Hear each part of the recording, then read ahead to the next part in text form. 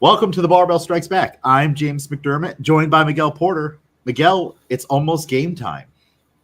Yeah, excited. It's crazy. I can't believe it's here. Yeah, I didn't know that it would I'm with it, kind of. I didn't think it would sway me as much, but it's like even the little interaction so far. Maybe it's also all the stuff that we've done in preparation with the gym has just made me overall way more excited about it. So yeah. Well, and I feel like, to dive into it early here, there's going to be a lot of healing at this games.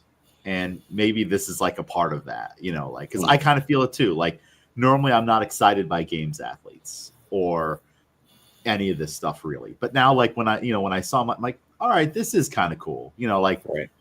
And like I can just, of course I can physically see how hard they work, but then you can see it in their eyes. This is important to them and it's making it important to me. And that's making a connection that I normally wouldn't have just being at home watching it on TV and never meeting these people really. Right. So it is cool. And plus all of the excitement, on what we have going on at the gym, which we'll talk about. We have a very action-packed week, and it's just the local community is excited about it. And I don't even know if I'll make it down there, but it's like it's fun. It's like, all right, let's do this for a week, and then I'm ready for back to normal too after all this is done. So yeah, it's gonna be cool. Now, question for you. I know we're a Fit Aid family in the Barbell Club, or not a Fit Aid family, an Element family in the Barbell Club and also on the podcast here. But I've got a little box here of the Fit Aid version of the electrolyte salts. I'm going to try it out. We'll see. Yeah. I'm in both camps, Fit Aid, Element. I love them both. I've never tried one of their electrolyte packets before, and I'll bring them to the gym so you guys could try them too. And really the only electrolyte packet I've experienced with is Element. So we'll see. Have you tried one of these before? I haven't. No, but I mean, they're all great. I'd have to see the differences. I guess the only thing is I have done obviously liquid IV and stuff. Okay. Either when that you're out like July 4th, that was a liquid IV day, just heat and then also drinking at the same time. Yeah. That's like a liquid IV before and after type of thing.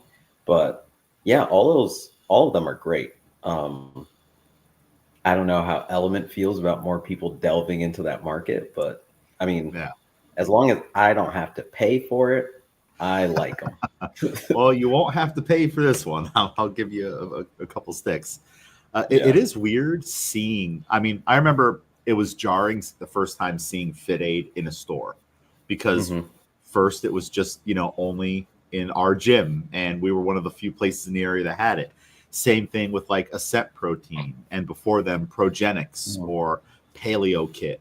It's always a little jarring, but it's cool to see these brands that were once underground in our niche community all of a sudden make it more mainstream. I saw cans of Element at the checkout in Target, I think yesterday or the day before that. And I didn't know that they were selling it at Target. And I'm like, wow, they got into Target. Yeah, a coworker had Element in her lunchbox that I saw the other day. And I was like, oh, you take Element? And I was like, you bought that at the store? And she was like, yeah. And I was like, oh, I get those for free. And they're like, what? And I'm like, yeah, I'm basically a sponsored athlete. Yeah, pretty much. But yeah, no, it is insane because we kind of are at this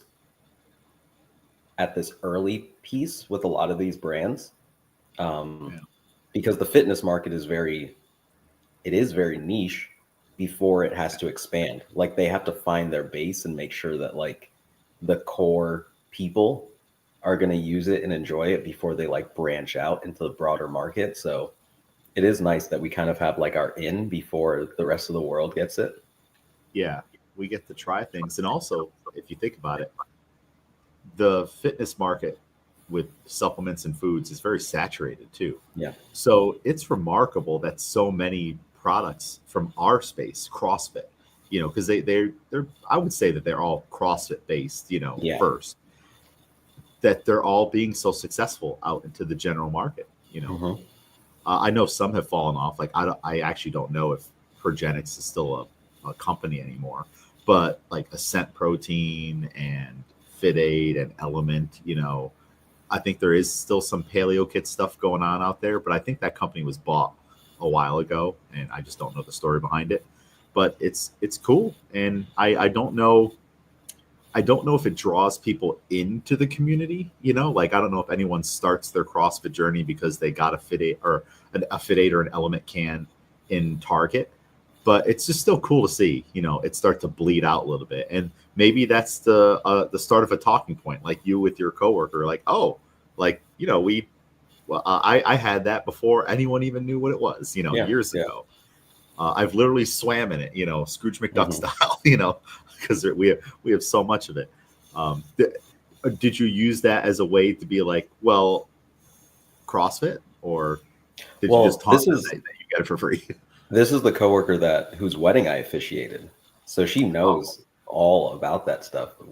I just never even thought of like Element as that wide, that I was like, oh wow, I didn't even think that other yeah, people would just have access to it like that. Like I was so curious. I know that Haley buys it, but I was so curious as to like, how do they even sell them? Like I get the sample packs, but like how do you guys like get them? yeah.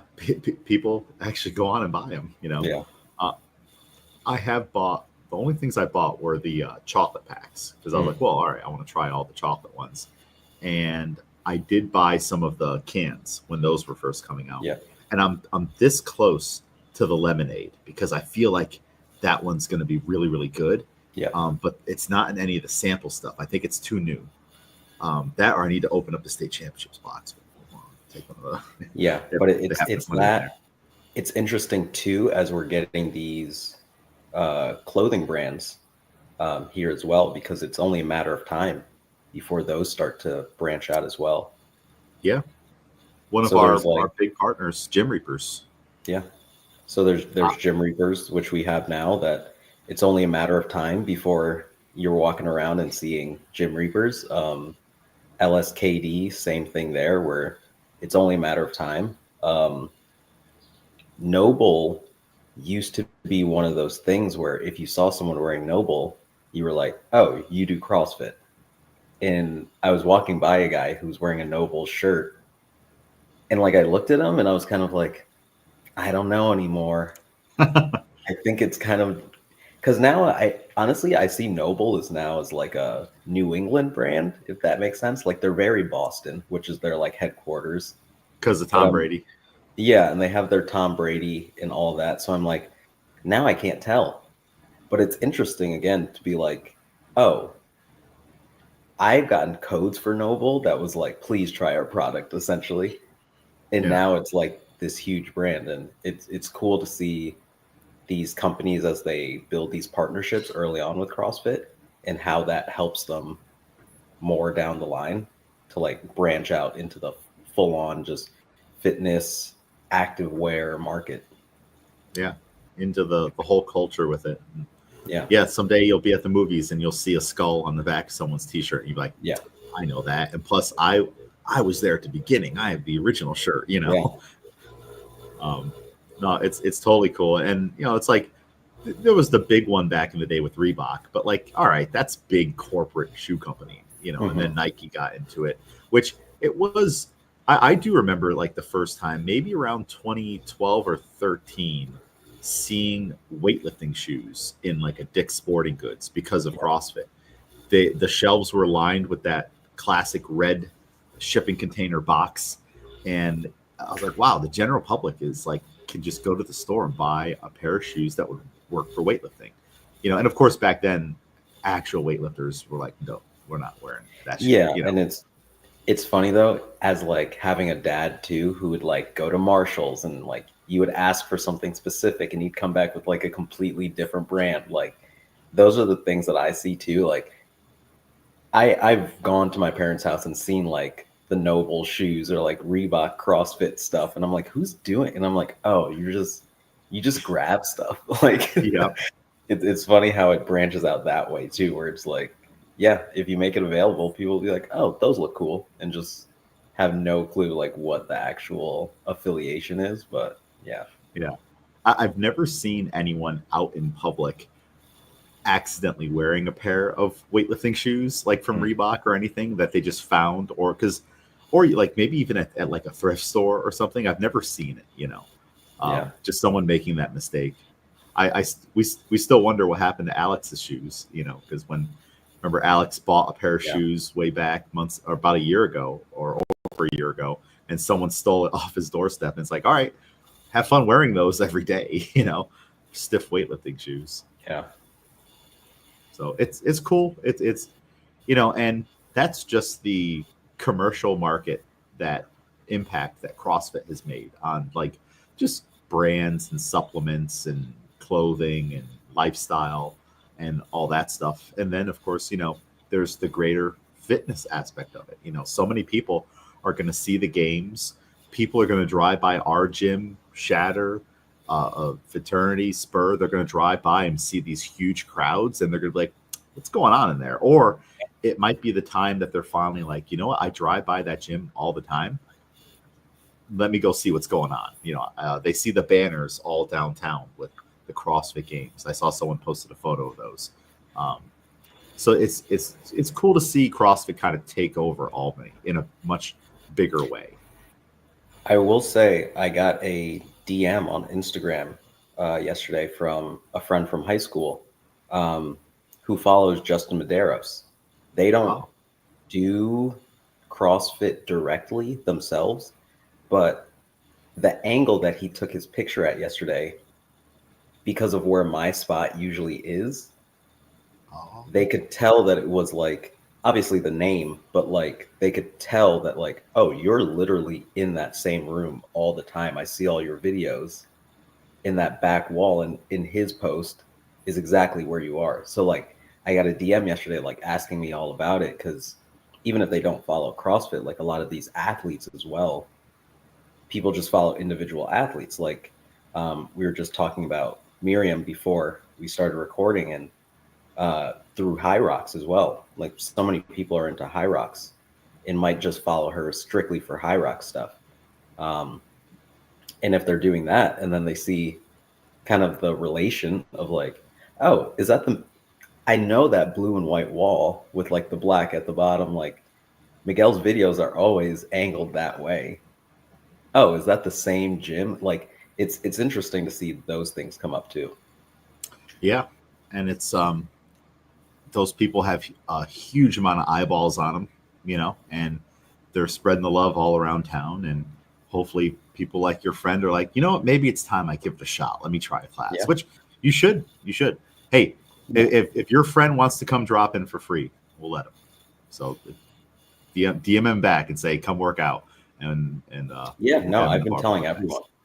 Because the first question is like, "Oh, are you going to be there?" And I'm like, "Well, you know, I have the wedding, oh, but the plan is to still be around as much as possible during the week, and then Sunday be back. Obviously, Saturday is completely gone because that is the wedding day. But yeah, so Yeah. it'll be fun. Unless you want to hit a 7 a.m. class or something. I'll be at the well, no, that's no. I was thinking about it, but I don't know. um, I don't Yeah, even know we where got your to see. wedding is, so I'm just assuming It's it's local. semi-local. It's Oh, it's okay. not far from even the gym itself. But just, best man duties, having to potentially, Oh, bring the wedding party in for a right, workout a right morning before. workout Yeah, before. yeah, We'll see, yeah. honestly. Some of the guys Hey, are into fitness stuff. if you want to bring them all in and like even if there's a class going on or whatnot, and do like a little mini bro sesh in the double or something, we can Yeah, make that work. The building's open earlier than normal. yeah, we'll see. We'll see. Let's do it. Let's do it. Yeah, like I said, like I'm getting more excited for the games than I thought I would be. And I kind of want to be around as much as possible. So I've been finagling kind of little things and in trying to get things together. But yeah, we'll see. Yeah. Speaking of Justin Medeiros, I got to meet him finally. I've said publicly he's one of my picks, and like when I shook his hand yesterday, I looked deep into his eyes, and I think it's going to happen, Miguel. I have this feeling. I think we're doing good. I think he's in a right mindset. He seemed really happy. His Yeti with all of his food came in. That's a plus. Nice. So we don't have to worry about food. And I told him, I'm like, you need a dumbbell for your hotel room, anything. Like, let's just put it in his car right now. We're gonna make this work, Justin. You and me. So I didn't say that part, but yeah, it's fun. Like you said, I'm getting into it. I'm normally not into it, other than like, oh, it's on in the background, and it just happens to be. It's funny how from afar, it is like an exciting time, but like it's way different that you're this close to it. For sure. And just physically meeting these people is so funny and interesting. I think it's just my demeanor as a whole. I'm very chill meeting people. Like I've met like musicians and stuff that I'm like, wow, I was just listening to you in the car. I didn't even think I'd bump into you. Like that kind of stuff. And I've always kind of played it cool. Like you do get that like nervousness, whatever, but like, I don't know. I think something about the gym for me makes it so much more even playing field. Yeah.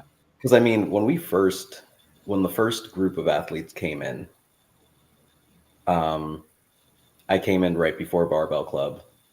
I was talking to people before, so I was, already just socializing, whatever. And then coming into the double and seeing them and just starting talking, because it's like, oh, are you guys working out? We are also about to train. And we also take our training very seriously. So it's kind of like, I guess that's how it's supposed to be, right? Where everyone that's what CrossFit is, where it's like they're at a different level of it, but we're all kind of doing the same thing, kind of maybe different intention overall, like end game, but like we're both there to like work. So it's very like get casual. Better.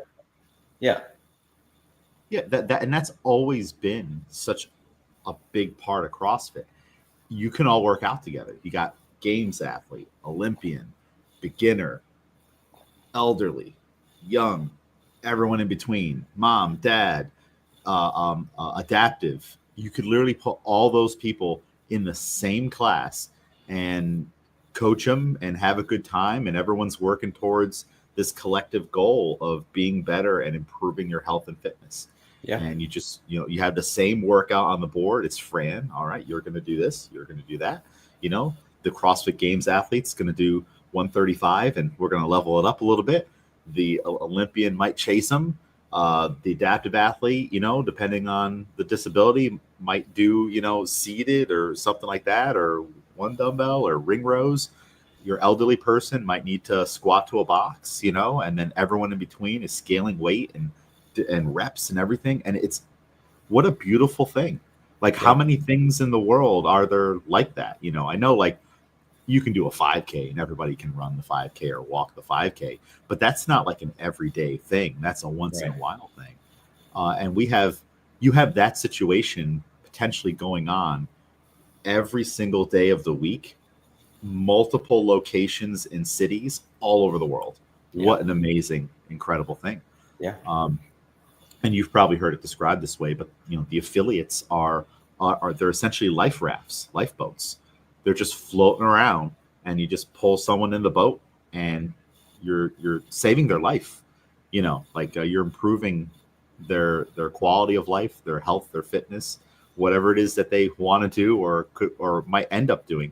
And that's a cool thing too. You pull someone in the boat, you don't know what's going to happen.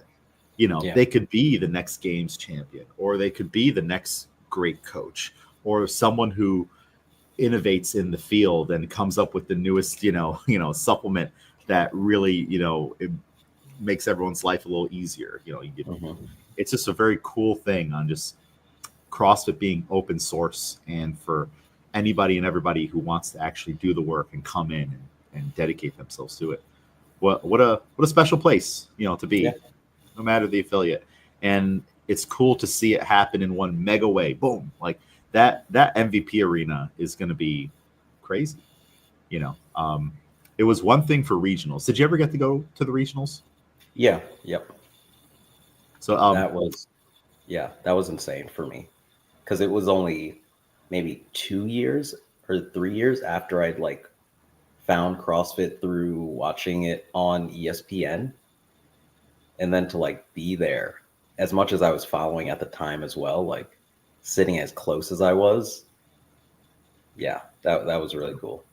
and then you hear the MC, you see the race, they're moving the pylons, you see the no rep. You know, it's it's gonna it's probably, I imagine it's gonna be that, just elevated to another level, like the types of workouts they're gonna do, which a lot of the events, they look cool, and then who knows what other surprises they'll have. And the vendor village, I know it might be smaller than other locations, but still seeing like just a sea of pop-up tents with all the products and everything, that's cool. That was fun to do at regionals. So I would like to just walk through the vendor village, you know, kind of like you do at the Arnold. You know, like you look at all the things that you're not going to buy today. You know, I think also I was thinking about just overall networking.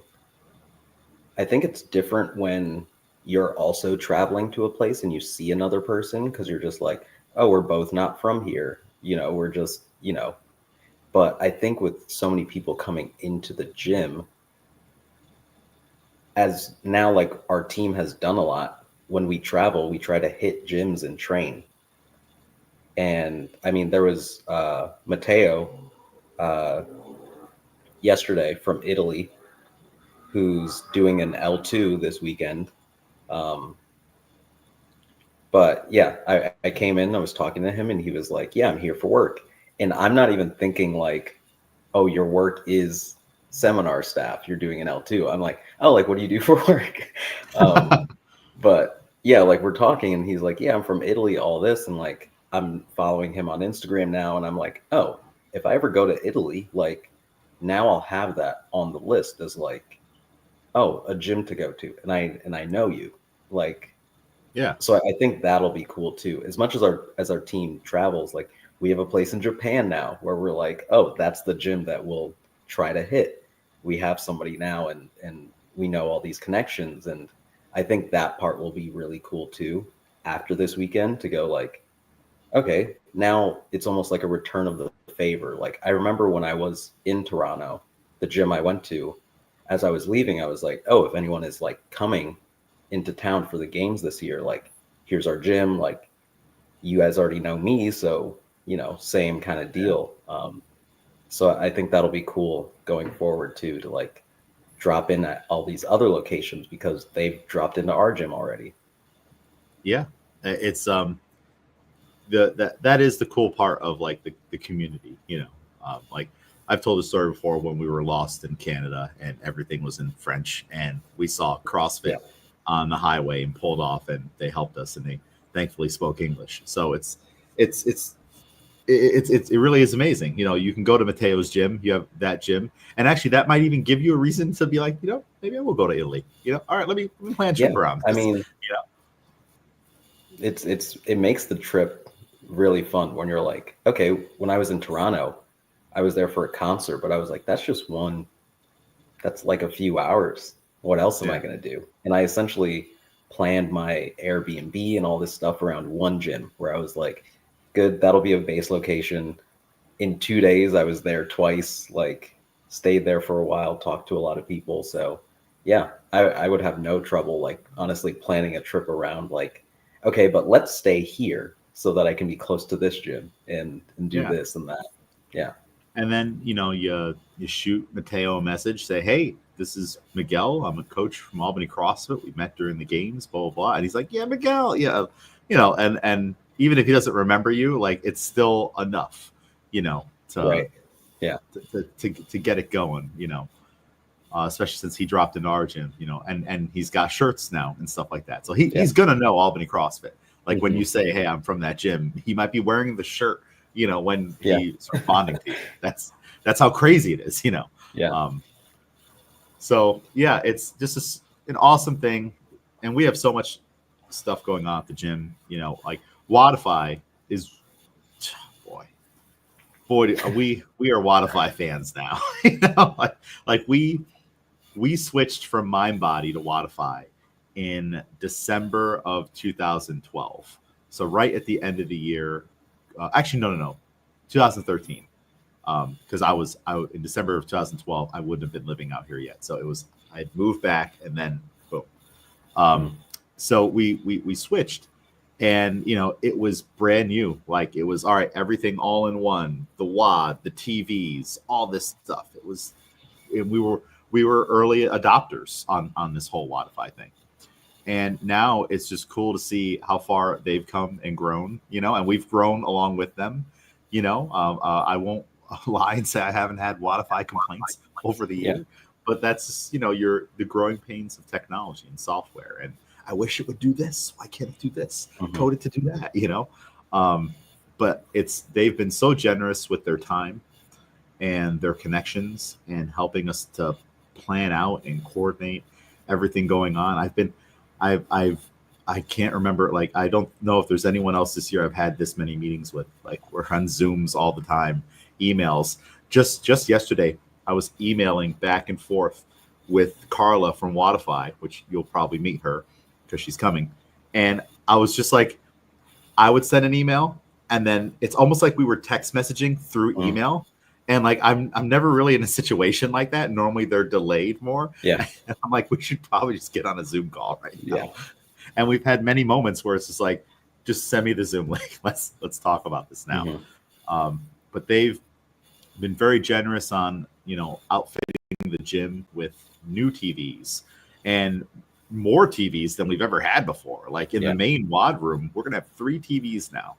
So I promised them, I sent them yesterday an email. I promised them, they asked me to promise, that we would retire the whiteboard. So that's going to get rolled into the back. It's not needed unless we have a special event or something like that. We went old school for about 6 years. I think it's time to get back to technology, you know? So we'll have the TVs back where we got the WOD and we got the coach board. And now it's like, instead of writing down the scores, which is good too, coach can stand at the keyboard and log the scores, you know, or make them do it, you know, like they should have some accountability. I do remember when I first started that the TVs were the thing. And I will say that did help, where it was like you walk out the triple and that TV was right where the kettlebells are now.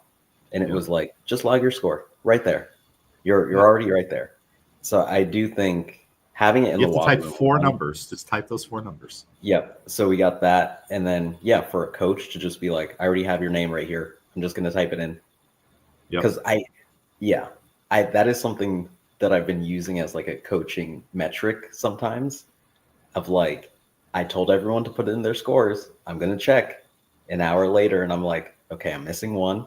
And then like, maybe you look back and everyone's in and you're like, good. Successful class. Everyone's score is in. Yeah, and it's like, you know, just building a culture around it again on like, hey, this is important to track this stuff. And even just, you know, like that's how that like the class isn't done until you've done this thing. Like you got to like that's you're signing out, you're logging out. Like even though we'll never see that workout again, just log it in there and get in the habit of tracking your metrics because that in turn could turn, you know, like put you down a path of like, all right, tracking your nutrition, like being about the numbers on the activity that you're doing. So we'll have those 2 big TVs, and then we're going to have a giant TV. It's like 75 inches under the American flag by the garage door, which means people facing that way can see the workout and not have to crane around to look at like the little writing on the board, you know, which I purposely don't write it big and giant because I'm like, you remember pull-up, squat, push-ups and squats, 5, 10, 15. You've all done this workout for the last 10 years, 15 times. And like, you can't remember this workout. Like, I will say, I get it. I do get it, but it's still. I'm a little sad though, because my whiteboard writing has been getting so much better. Yeah. Like now that I've gotten used to it, like I know exactly. So like the way that I write in pen and pencil, some things are different because of the way a marker works on a whiteboard. Yeah. Like if you hit it at certain angles, it'll be like, it'll fade. So I've had to change the way that I write. Like my capital A is more rounded at the top instead of like straight.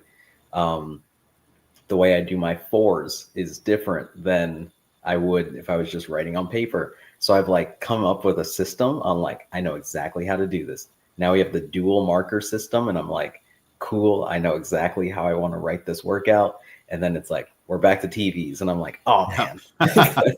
Yeah. But yeah, no, and I'm really it's a excited good for it, skill to work on though. for sure. Like writing on the board and your penmanship and things like that. Like I'll have days where I'm like, man, I'm hitting my zeros. Look at those. Like Yep. you've probably even heard me be like, look at how I wrote that A. Yeah. Like, have you remember when I've done that before? Because like I'm legitimately proud of it. I'm like, man, like my handwriting was on today. And then there's other days where you're like, I don't know what's happening. Oh, And there've been. It's funny because I've noticed before, let's say I have a really bad night's sleep, I can't write on the whiteboard for like it's just not to my standard on like the beautiful letters that I would want it to be. Have you noticed that? Like if you're like tired or something. There are some days where I'm like, I don't know, guys. And I've come in on Mondays and seeing that what I wrote Sunday has been erased and rewritten. And I'm like, I understand. But then some days I like, when you see it from the view of walking down the steps and then looking at the board and being like, I wrote that. And it looks great. The colors are all popping. You can see everything. Good differentiation between the movements and the numbers and parentheses. Cool. Spacing, color, the use of color. Yeah, it's and not everyone on the coaching staff has equal handwriting abilities, and there's different styles. So the good thing about the computer is it's in a plain text readable format. It's easier to understand. You got that bright white popping background still, no other distractions, no smudges, no nothing like that. Yeah. And it's exactly what you saw on your phone too, because I know sometimes things might be one way on the phone or the app, and then you might shorthand it as a coach. Like I don't think there's anything wrong with having it be in the app handstand push-ups, but then on the board write HSPU. Because I mean we're not spending that much time here anyways. Like this is just like it's a brief. Like look at it.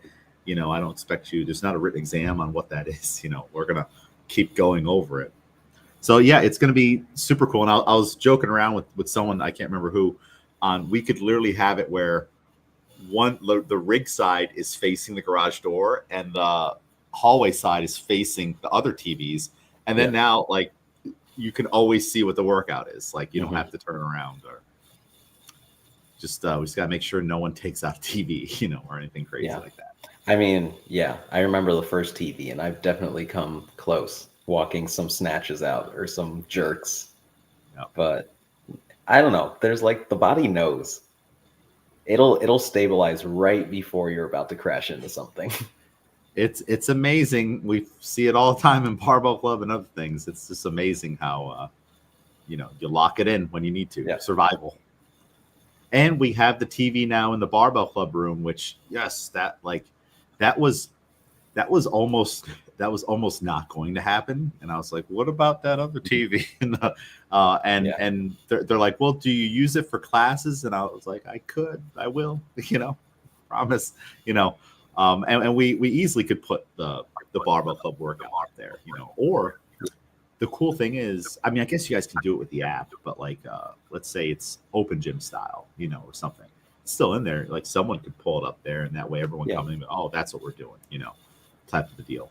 If we could somehow get our card system into that and everyone on board with using the technology, that would be cool too. Although I do like the cards, but it's probably, I mean, like the thing with the cards is like, I could share with each of you your spreadsheet, and then you could always have access to it. But with it's in the app, then you got all your PRs there, you got all that stuff.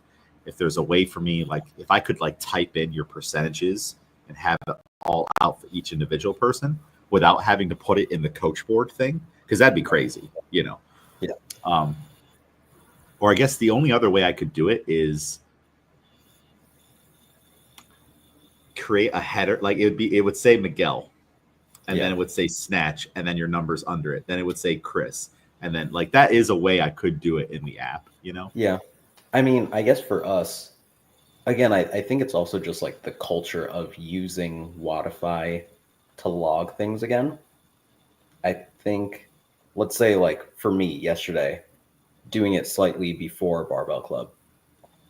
Oh, I do have to send you my ratings for yesterday as well. Oh yeah. But like if I'm doing that, I could easily, as I'm putting in whatever, even if it's just like a check mark for like I did today, in the notes, that would be, I could easily just be like sleep, nutrition, recovery, and put that in so that you have it there as well. Obviously, like we do text and all that stuff, so that too. But yeah, if we get to, the whole point is that we have something, right?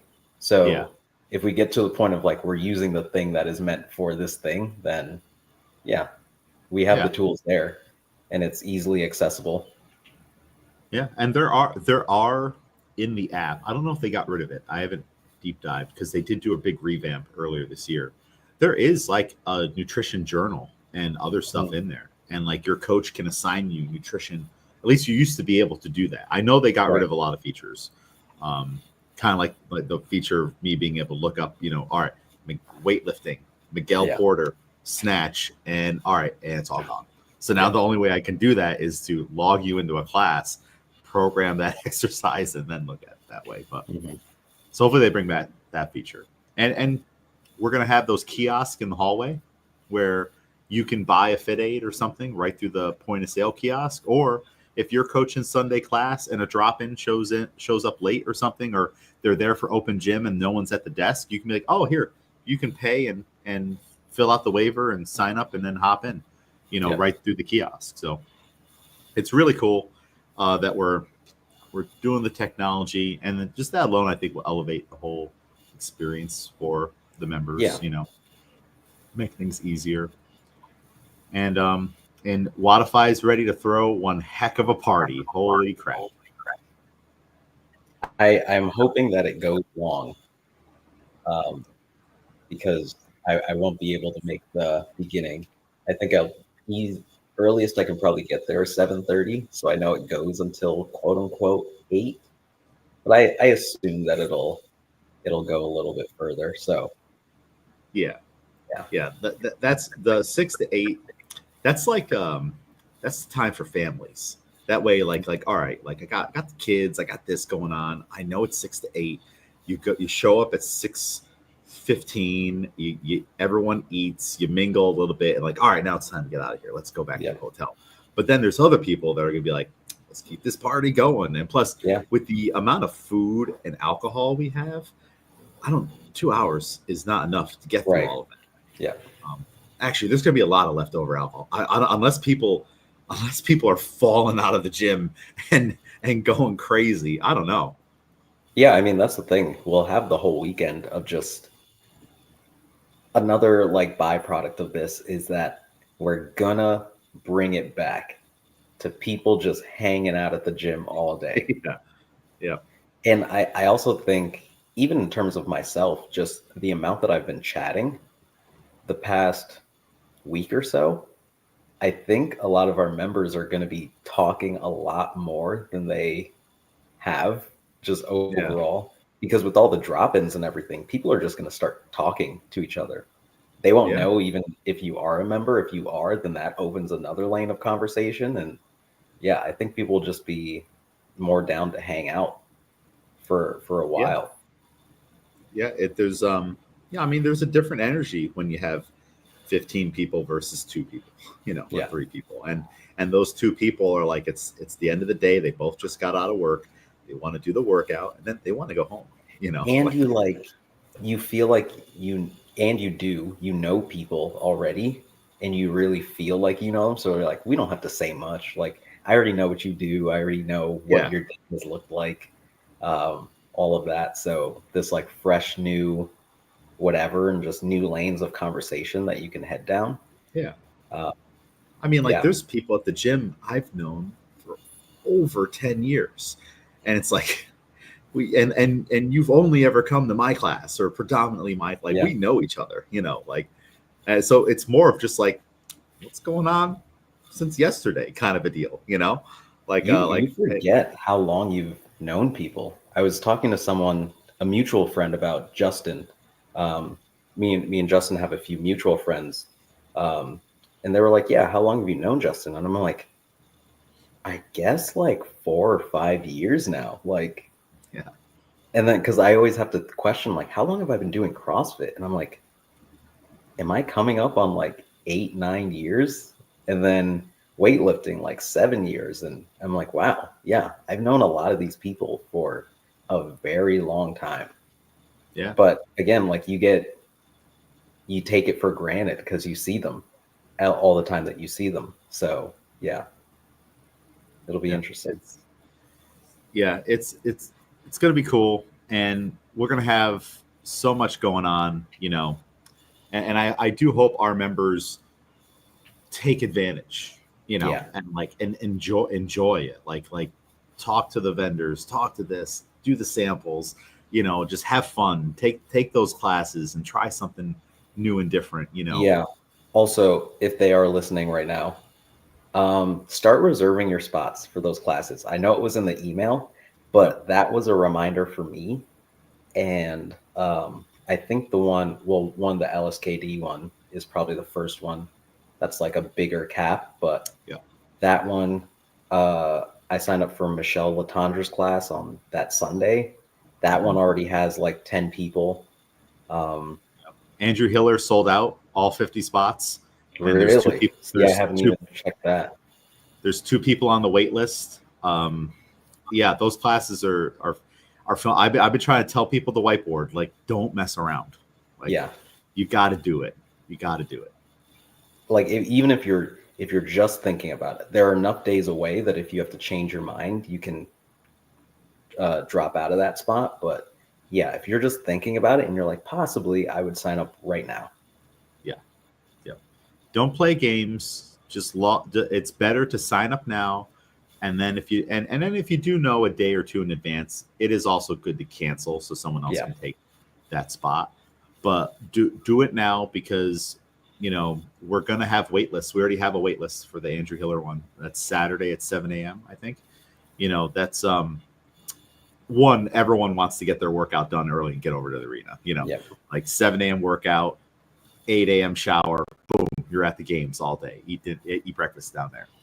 But also he has a big following, and a lot of these people they're gearing up their followings, and they're gonna start to sell out. Yeah, for sure. I just had one.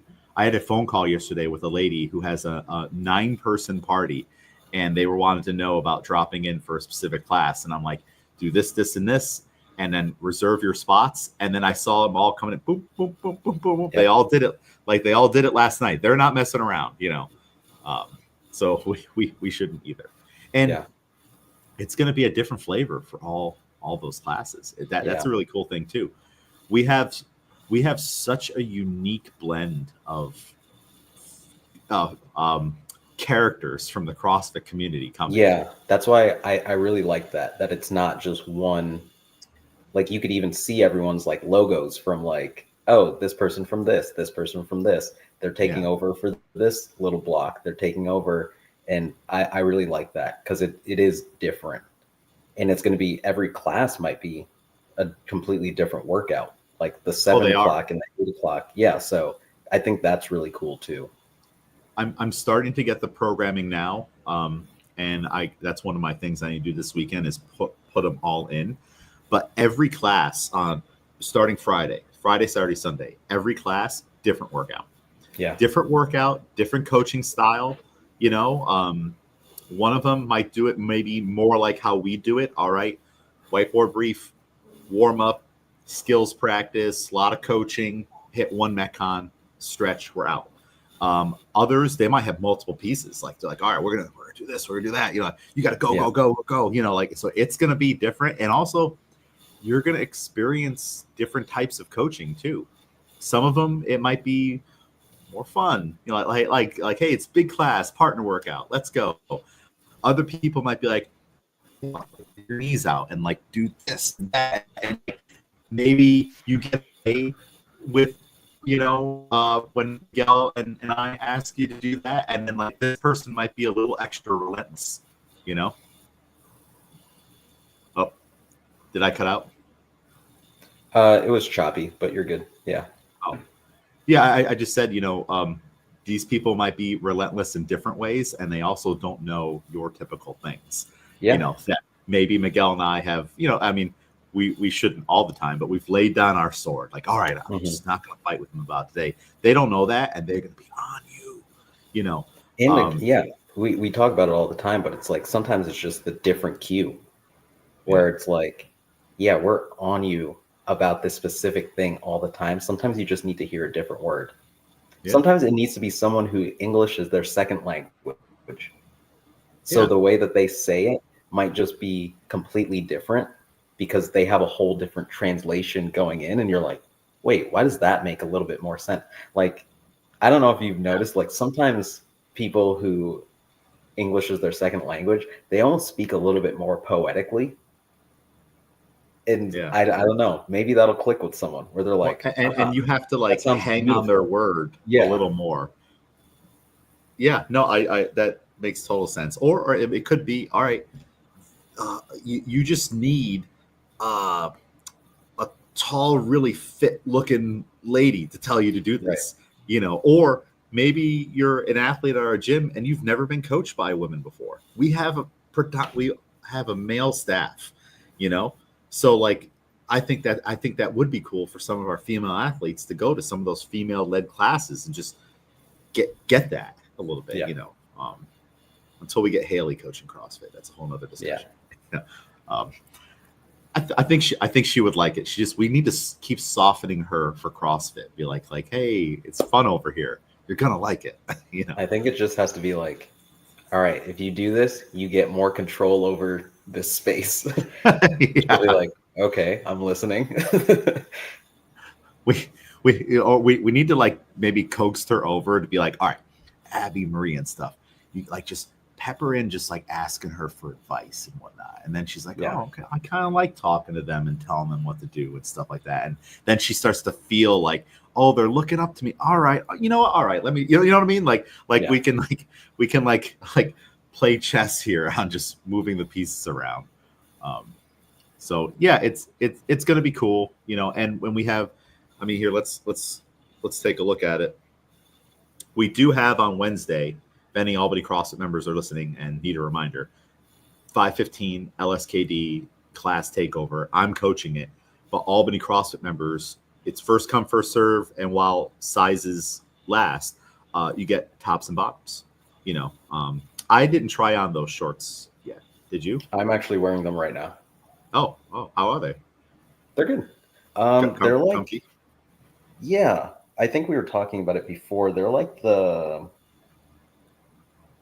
I guess it's like the new style to kind of make them ready for all things. Like you could swim in these, I think.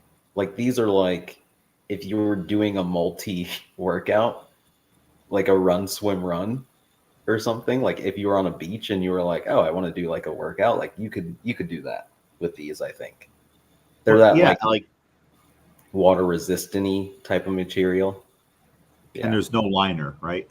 No, but it's like it's decent for sure. Well, like I was thinking, like the Gym Reapers, like training shorts are really, really short. They're like mid-thigh shorts for some of us. But my swim trunks, like I had like the classic swim trunks that you see everyone wearing at the pool. They're down to your knees. They were past my knees. They're baggy. Yeah. They had the white liner. I got them from like Walmart or something, or Dick's. But the thing is, like they create a lot of drag. Yeah. You know, so I wanted to get something that was like tighter for my swim races. So I got, you know, like mid-thigh shorts. And then when I pulled the Gym Reapers out, I'm like, these gotta be made in the same factory, or like they're like the same, you know, like a little bit better quality, and they got the skull logo. But I'm like, I could wear this at a swim meet, you know, over my compression leggings, and they look exactly like swim trunks. Yeah. They feel exactly like them. And also at those swim meets, no one's checking. They're not like, does that have a liner on it? No, you just hop in the pool. So I'm like, so I essentially got 4 pairs of swim trunks now because I would never wear them for anything else. You gotta free yourself. Every time I see old like barbell club videos and I look at like the shorts, all my shorts length have just been getting shorter and shorter been going on in training, and I'm like, it feels so much better to just like, soon I'm gonna be like guys who just wear the leggings, like compression shorts when I train, because it feels so much better. And I mean, we wear singlets, and when we do singlet days, it's like, that's essentially what it is. And you can feel the difference where you're like, I remember like now it's knee sleeves, but like when your barbell would get caught in the shorts on the way up, like right above the knee, because that's where they were. But now, like, they're higher, and then as you move, they get higher and higher. Well, it's funny just the style. Like when I was in high school, like everyone wore just like way too big of shorts, and they're like down to your knees or shins or stuff like that. And then you had the undershirt, tank tops and stuff. Yeah. And that was the uniform. You play tennis in that, you hang around the house in that and stuff. But now, everything's getting more compact and tight. But so that's pretty cool. Like I'm like, all right, I'll swim in those and I'll cycle them through. And now also, if I'm swimming multiple times a week, I don't have to rely on one pair of swim shorts. It's always getting washed because they were like jet black, and now they're like that light gray black because I keep washing them and all the chlorine. So it's super cool. Thank you to Gym Reapers for hooking up the coaching staff, and also LSKD for hooking us up, and Fit Aid for setting stuff for the mixer. Which back to the mixer, Dinosaur Barbecue. Yep. Oh yeah, brisket, pulled pork, pulled chicken, whipped sweet potatoes, everything. It's going to be great. And we do have vegetarian and vegan options. Portobello Sloppy Joe. I've never heard of that before. I guess they chop up. That'll be interesting. A portobello mushroom and make the Sloppy Joe, and we'll have buns so you can make yourself a portobello Sloppy Joe. So if you like Sloppy Joe, do that. And a crazy amount of alcohol that will be delivered on Tuesday. So, and of course, Fit Aid. So definitely save the date, July 31st, 6 to 8, and then we'll see where the night takes us. Yeah. And then for Albany CrossFit members, Wednesday the 30th from 5:15, we'll have the LSKD event, and then a open gym for barbell club and whatnot. Yeah, I got to see what everybody wants. We're maxing out. Maxing out powers. Powers. Yep. All right. Power snatch, and then power clean and jerks. A split jerk or a power jerk? Whatever your jerk is. Okay. All right. Okay. I'll program it in Wodify. That's for Wednesday. I got to figure out what is happening Monday, because like I don't know who is going to want to do anything on Monday that's doing the meet. I don't know. We'll see.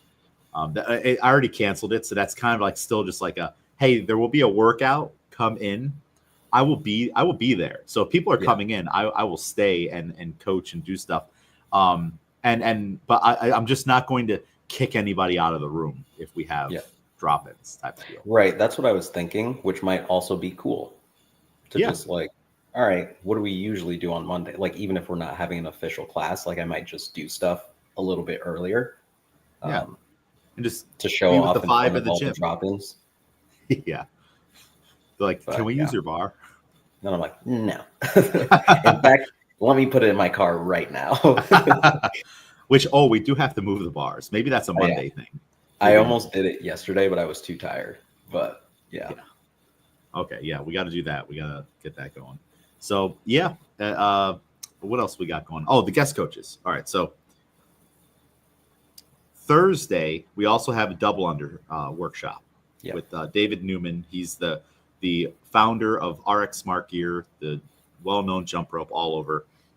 It's going to be cool to like hear the instruction from the person that made the equipment. They're like, because like I've taken jump rope seminars before, and they all teach it different. And like, all right, but your rope is different than that rope. And like, what do you want? Like with this, have we been holding the handle wrong this whole time? He's like, yeah, I designed it to be held this way. I'm like, No, you can for sure. Like, it's been a while since I've had to use the ones that the gym provides, but those are different. And it is a grip thing. I mean, he'll get into it, but I think that will, for some people, like if you're close, I think, because we all, again, like everyone does them differently.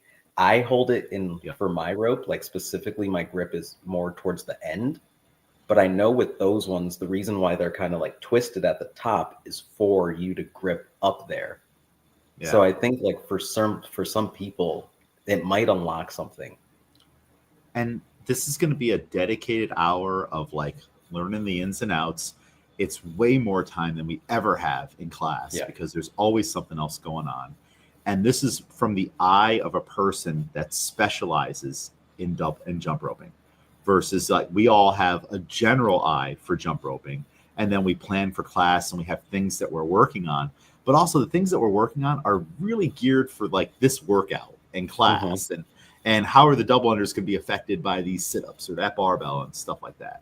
So to get that one-on-one experience and and the drills and the practice and that coaching, and I'll be there with my notebook, like I'm going to be listening for cues and stuff, like, all right, how did he fix that? All right, he just got Maria 5 double unders in a row. How did we do that? All right, I've only ever been able to get her 2. So like, and then take that and then build on it, so that's going to be really cool. I'm looking forward to taking that one. And he's a really cool guy. I've really enjoyed like messaging back and forth or talking to him on the phone. I made a little graphic for our social media that was promoting it, and I sent it to him for approval. And he's like, I've no critiques. That looks awesome. The only thing that would change is if we could just find a better looking guy to put on the photo. And so he's got jokes like that. And it's all right, cool. So I really like him. And I think, this is a rare opportunity for sure. And he was also very generous. He sent us 2 complete sets of the jump ropes. So we have all new handles. They have a new handle design. We have all new jumper, and now we have multiples of sizes, because that was always a pain point too, where, all right, me and Nikhil need the same size jump rope. He got there before me. Now I have to go up or down a size, So again, just the generosity from the community on understanding that they are all coming in and they are all going to be taking from the local community, and they're also going to be putting this burden on the local community, and they're giving back to it. And this is happening. I've seen the videos. It's happening all over all the other gyms. People getting hooked up with clothes or things for their gym, banners, rowers, stuff like that. I saw Mayhem put stickers or redid the rowers for Shatter. Nice. So it's just cool. It's a choppy internet day, I guess. Yeah. So yeah, that's definitely awesome. I want to take that. You're not able to take that one? You said that one's Thursday, right?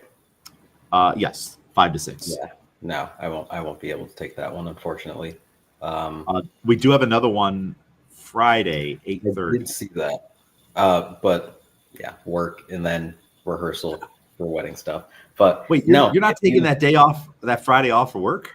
No, cannot. Well, remember, I have another wedding in India later in the year, so that's all my time off. I'm barely getting away with like, hey, I need to leave like 15 minutes early on Wednesday to make that community workout, and then on Friday another 15 minutes early to make the rehearsal on time. Got it. So I can't really push it too much. Definitely no days off right now, but yeah, it'll be cool. Makes sense.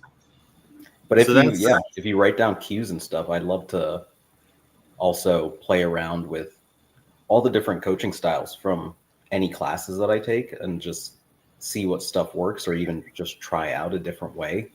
That'll be interesting. Yeah, definitely. And actually, while we're on the topic, I mean, we are going to be set for coaches development stuff to do for a while, because I'm also going to the coaches conference. Yep. Wednesday and Thursday, and I have signed up. All right, one, the Hustle Up app.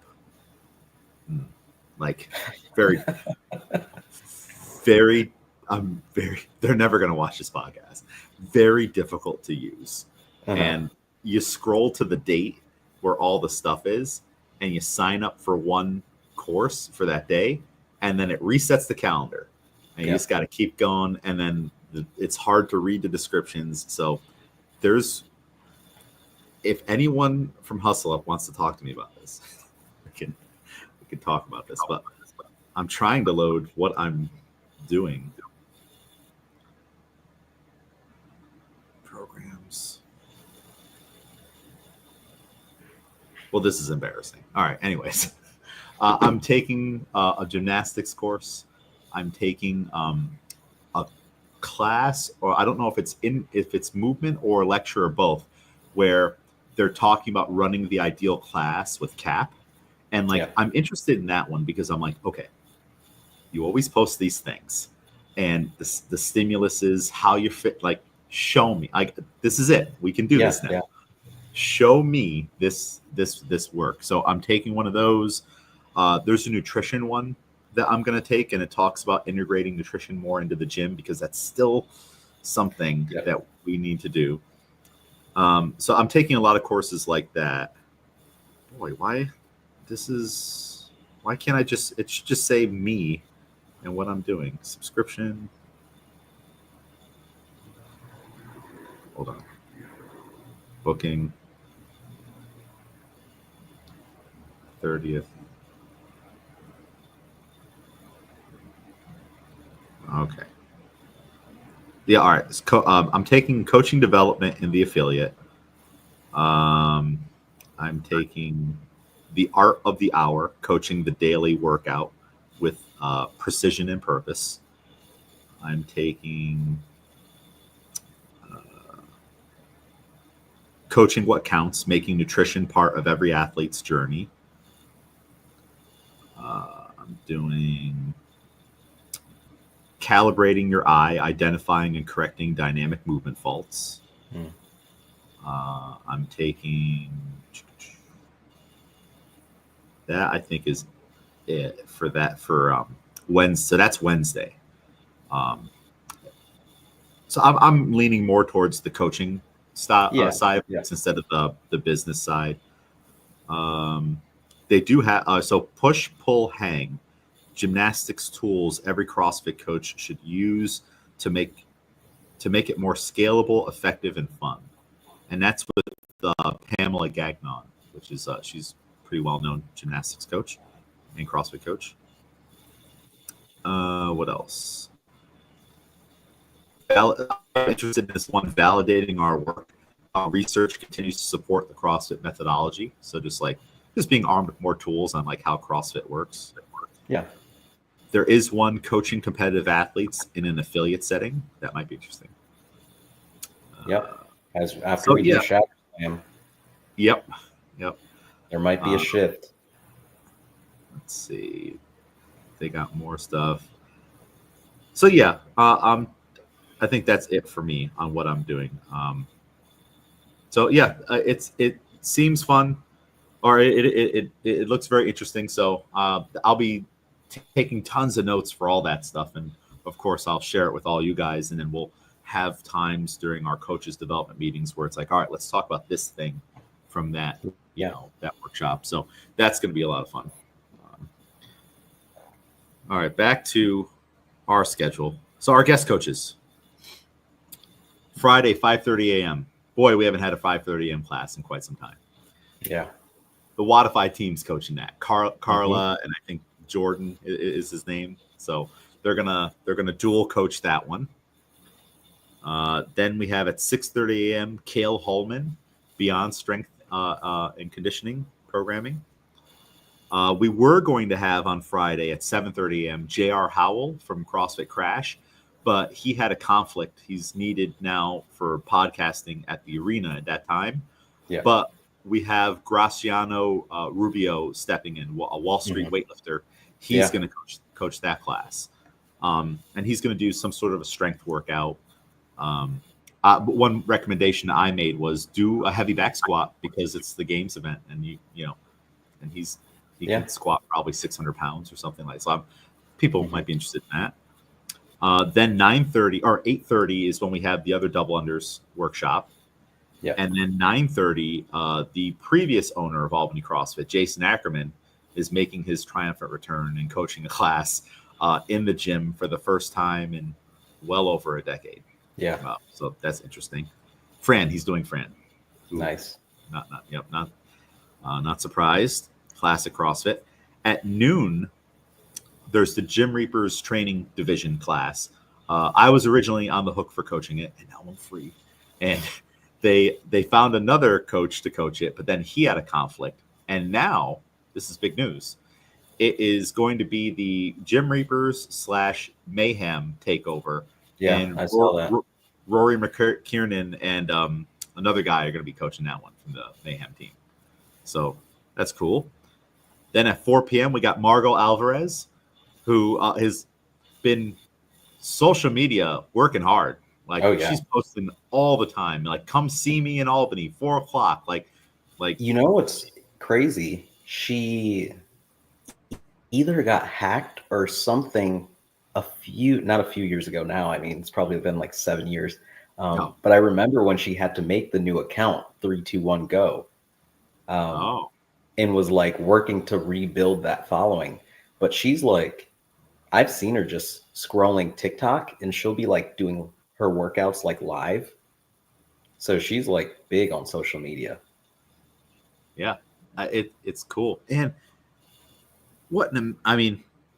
you could easily not do this, but like her name, Margot, and like spelling go that way, 3, 2, 1, go, let's go. It's a perfect marketing and stuff like that, and like taglines and everything. So she's got a solid brand, So she's coaching then, and then from 5 to 7 we got Wes Kitts. So we got Olympian Wes Kitts, Team USA. He's doing a seminar all throughout the weekend, and you can do it piece by piece. So you don't have to sign up for the whole thing. You could sign up for just Friday only, Saturday, Sunday only, Saturday and Sunday, no Friday, or do the whole thing. So that's pretty cool. Saturday, 7 a.m., Andrew Hiller, 50-person class, sold out super fast. There's a wait list going on now. 8 a.m., Jordan Costa. He's from the Wodify team. Then 9 a.m., Roderick Lopez, which is Memes for Time. Mm-hmm. So he's a pretty popular Instagram account. And then at 10 a.m., we got Tom Miazga from the Adaptive Training Academy, 3-time CrossFit Games champion for Adaptive seated. And he's teaching seated snatches, which is pretty cool. We'll have all the blue chairs downstairs, and you'll have a barbell on your lap, and you'll do the snatch. Wes Kitts is going to take that, and he's pretty excited about it. So we'll see Wes Kitts snatch like 120 from a chair, something like that. I'm sure he can do it. And then that'll roll right into his seminar, 11 to 4:30, more weightlifting, just a whole. Yeah. So if you just want to be a part of, like, be at the gym and hang out and learn from the Olympian, and the CrossFit Games is going around, and just spend a whole day snatching, there you go. Yeah. And then Sunday, we got Christy Novak at 7 a.m. from Mayhem. We got Michelle Latendre from HWPO at 8 a.m. I think you're signed up for that one, right? Yep. And then we got J.R. Howell is doing Sunday at 9 a.m. at the moment.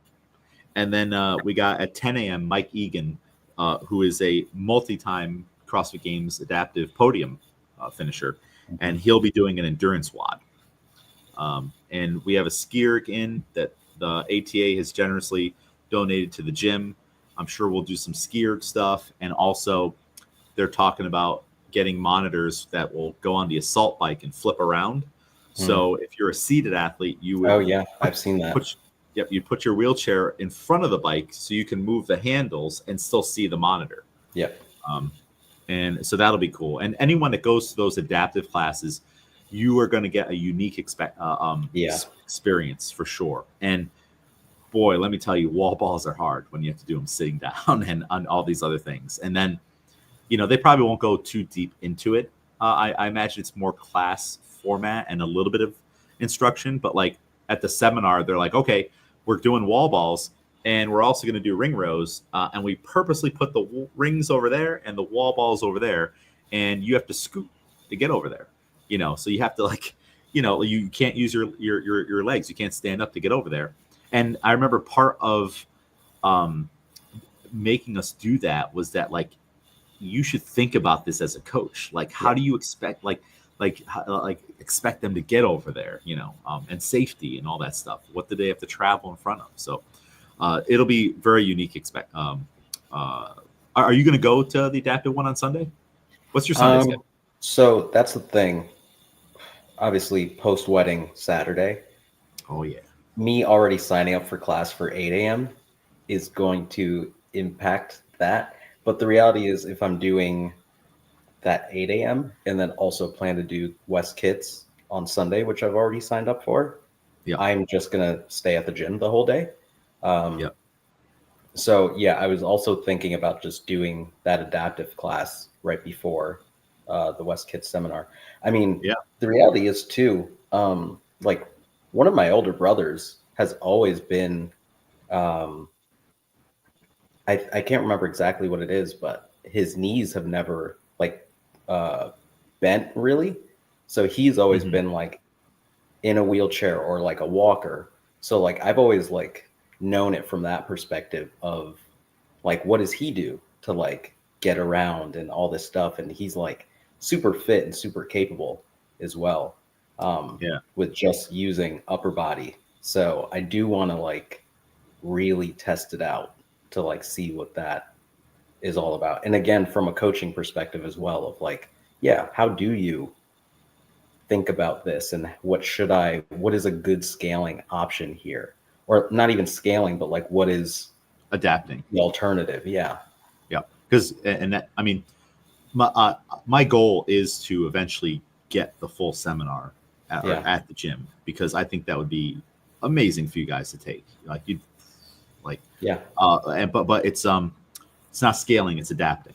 It's and you'll learn all the terminology and stuff, and that'd be great. Take notes, gain that perspective, and if you do 8 a.m. with Michelle, you're gonna see how she coaches and does things, and also if you're a fan of HWPO, it's just cool.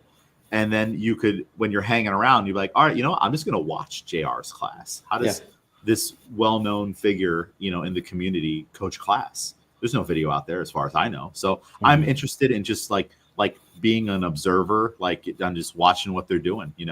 I'll be floating around on all these days. Like I'm already planning it out. 4 a.m. that alarm goes off, and Miguel, we're hitting the ab workout, because that's the only way. It has to get 100%. Done right away. Because after just the whole morning, and then now if I do decide, or I can go to the games or something, hey, let's go for lunch, everything just keeps pushing it back, and now it's an 11:30 deal, and that is 100% horrific. And that's actually when I'll notice it's the Durante core workout, 5 rounds of all the hollow stuff, and I'm like, son of a, all right, here we go. So that's my plan. Alarm goes off, roll out of bed, hit whatever it is, modify it, just get it done. And then I know I'll get my steps in no matter what. That's a given. And then we're off to the races. And I'll be helping all these coaches with like, all right, here's how the music works. I'll get you a bike. Let's do this. Let's do that. I'll be the bad guy. Go over to the open gym. We need those wall balls. Class priority. Sorry. Like whatever we need to do. And making sure things are spaced out well.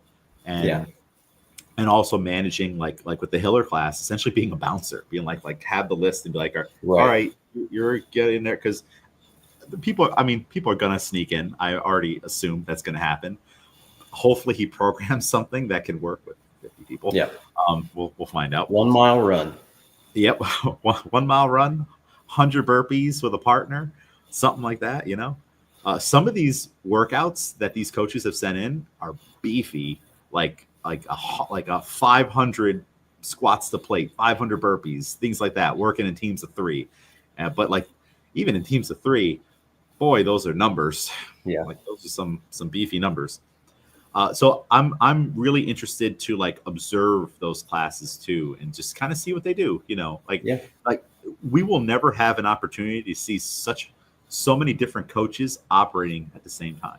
You know, and I remember when the level one would come to Albany CrossFit, and I'd have to be the point of contact. So this is when we weren't connected to the Court Club's front desk. So Mhm. I just had to be there all day in case they need me. So I'd be upstairs working on John North's book, and and making sure that they're all set and stuff. But then also I would just like stand up there, and when they're in the breakout groups, I would be able to see all the individual breakout groups on where Keith Wittenstein was teaching the deadlift over here, and then Jason Ackerman was teaching the deadlift over here, and then in the other room, another breakout group, and just like it was, they were different. Yeah. And I'm just up there with my notebook, right, writing it all down, and like Right. it was like a unique way of like I'm taking the level one because like also I'm sitting right up there, so I hear everything. Yeah. So I'm like taking the level one, but I'm getting a unique experience than what everyone else is because I'm also watching all the breakout groups Yeah. in their individual. That's probably one of the coolest seminar experiences I've ever had the opportunity to have, just sitting in the gym all day while one's going on. So cool stuff. And so I'll definitely be doing that. So yeah, you could hit Michelle Tandre's class, observe JR's class, take the adaptive class, and then you're cleaning with West kits, Yeah. and then you're passing out at 2:00 because it ends at 1:30. And unless you decide to go to the games after that somehow or something. That's the thing. I mean, everything's kind of wide open, and I'm definitely, once you get me up and moving, I'm totally down to do whatever. Yeah. But I mean, yeah, obviously that wedding is going to take a lot out of me, Yeah. just in terms of like my mental and potentially being hungover the next day. But I do tend to get You're gonna hungover need a lot of this. right. As long as I plan effectively, I should be good. But yeah, Yeah. It's gonna be cool. There's so much to do, so much going on, and then this isn't even like just the random people that are gonna walk in that you never thought that you'd see. yeah, You're like, wow, this is kind of crazy that you're here right now. yeah. Old faces, new faces, famous faces. Just the mix is going to be insane. Everything, and we're gonna have coffee in the mornings. Wadify is gonna be doing giveaways every hour on the hour and Saw that. raffles and all kinds of stuff. That's I don't even know about that stuff. That's them I stuff. mean, They're yeah, I'm going to have to leave the office every hour on the hour to, to you, try and see if I can. you can you're texting me. You're like, what's the raffle for this one? A scent protein Honestly, sample packs. Good. All right. What's the raffle for this one? It's a massage gun. All right, I'm coming in. Or, yeah, we might have to see like that Friday. I might work the second half of the day just at the gym if we're getting that new router going. yeah. New router going, and also there is the office upstairs. Right now, Yeah, it's filled with strong coffee, but it won't be for very shortly. And there's a desk there. You literally I'll could, hang out. Yeah, yeah, you literally could just be working at the gym all day. Plus, it's not all like locked in yet. Like one thing I'm learning is that everyone plans things right now. yeah. Like, but like me, I'm a plan in January person. Like, Hmm. let's get this going. Let's iron it out. The social media, everything. But there's some people that like but that means I'm a January planner for something coming up this big now. That means I'm all year asking the program. Can you send me the program? Can you send me this? Can you do like, and Right. then, and then you're like a last minute, and then Miguel sends me the programming the day before, and I'm like, all right, I could have had it in for so long. Yeah. So that's, I don't even know where I was going with that. Maybe I'm just venting. What was my Yeah, my but I mean, train of like, thought? that's the thing. It is kind of malleable, right? And you kind of have to play, even as coaches, right? Where some of those classes, maybe they're expecting more people and they might have a few less, or maybe it is one of those things where it's like, oh, this is legit a 40 or 50 people class. I was hoping it wouldn't be. Okay, now what do we do with this work?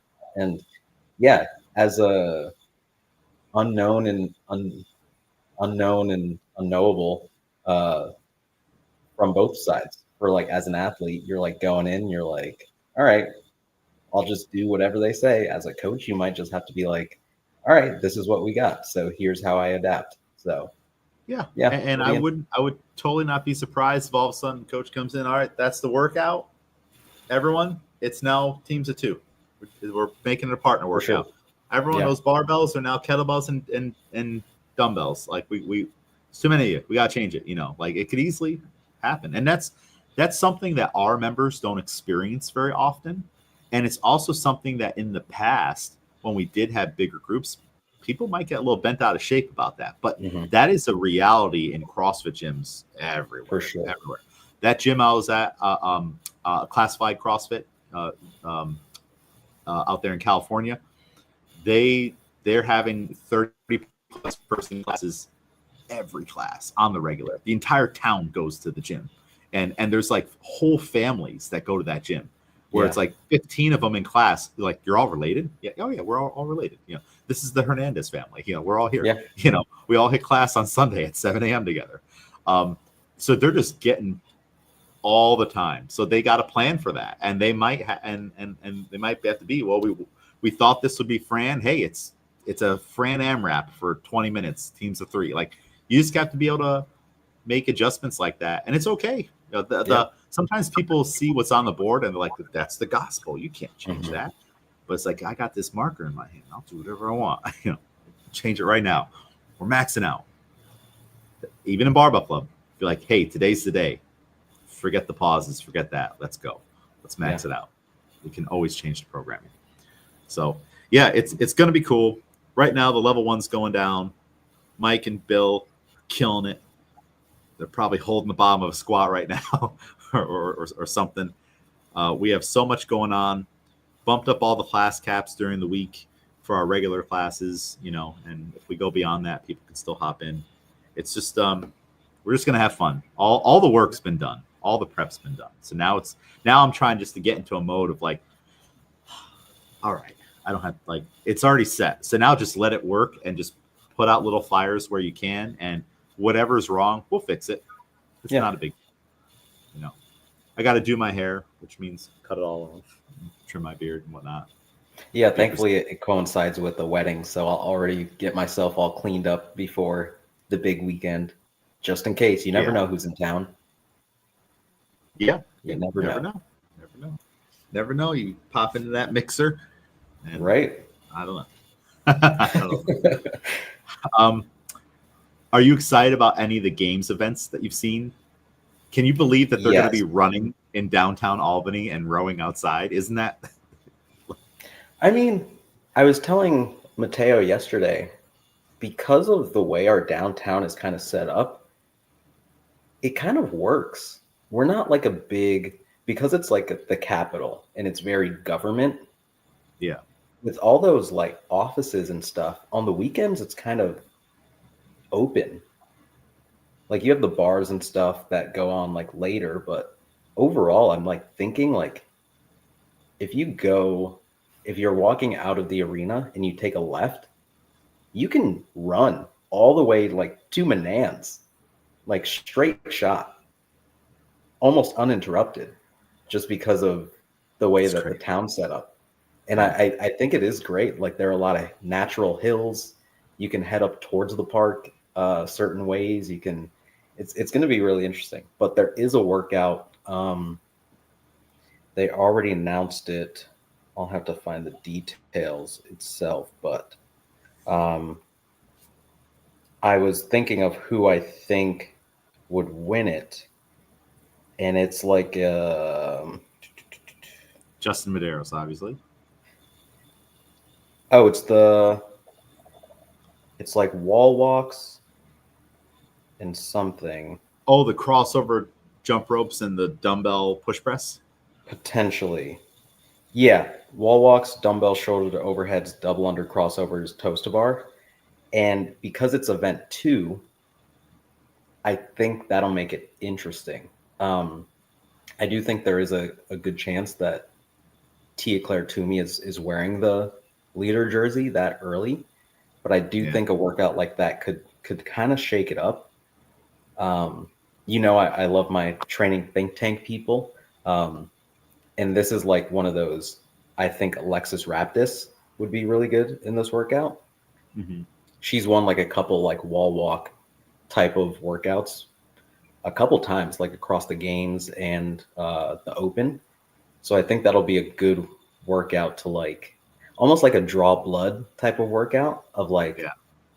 okay, if you see her get beat in a workout early on, other people will be like, oh yeah, we all can win workouts.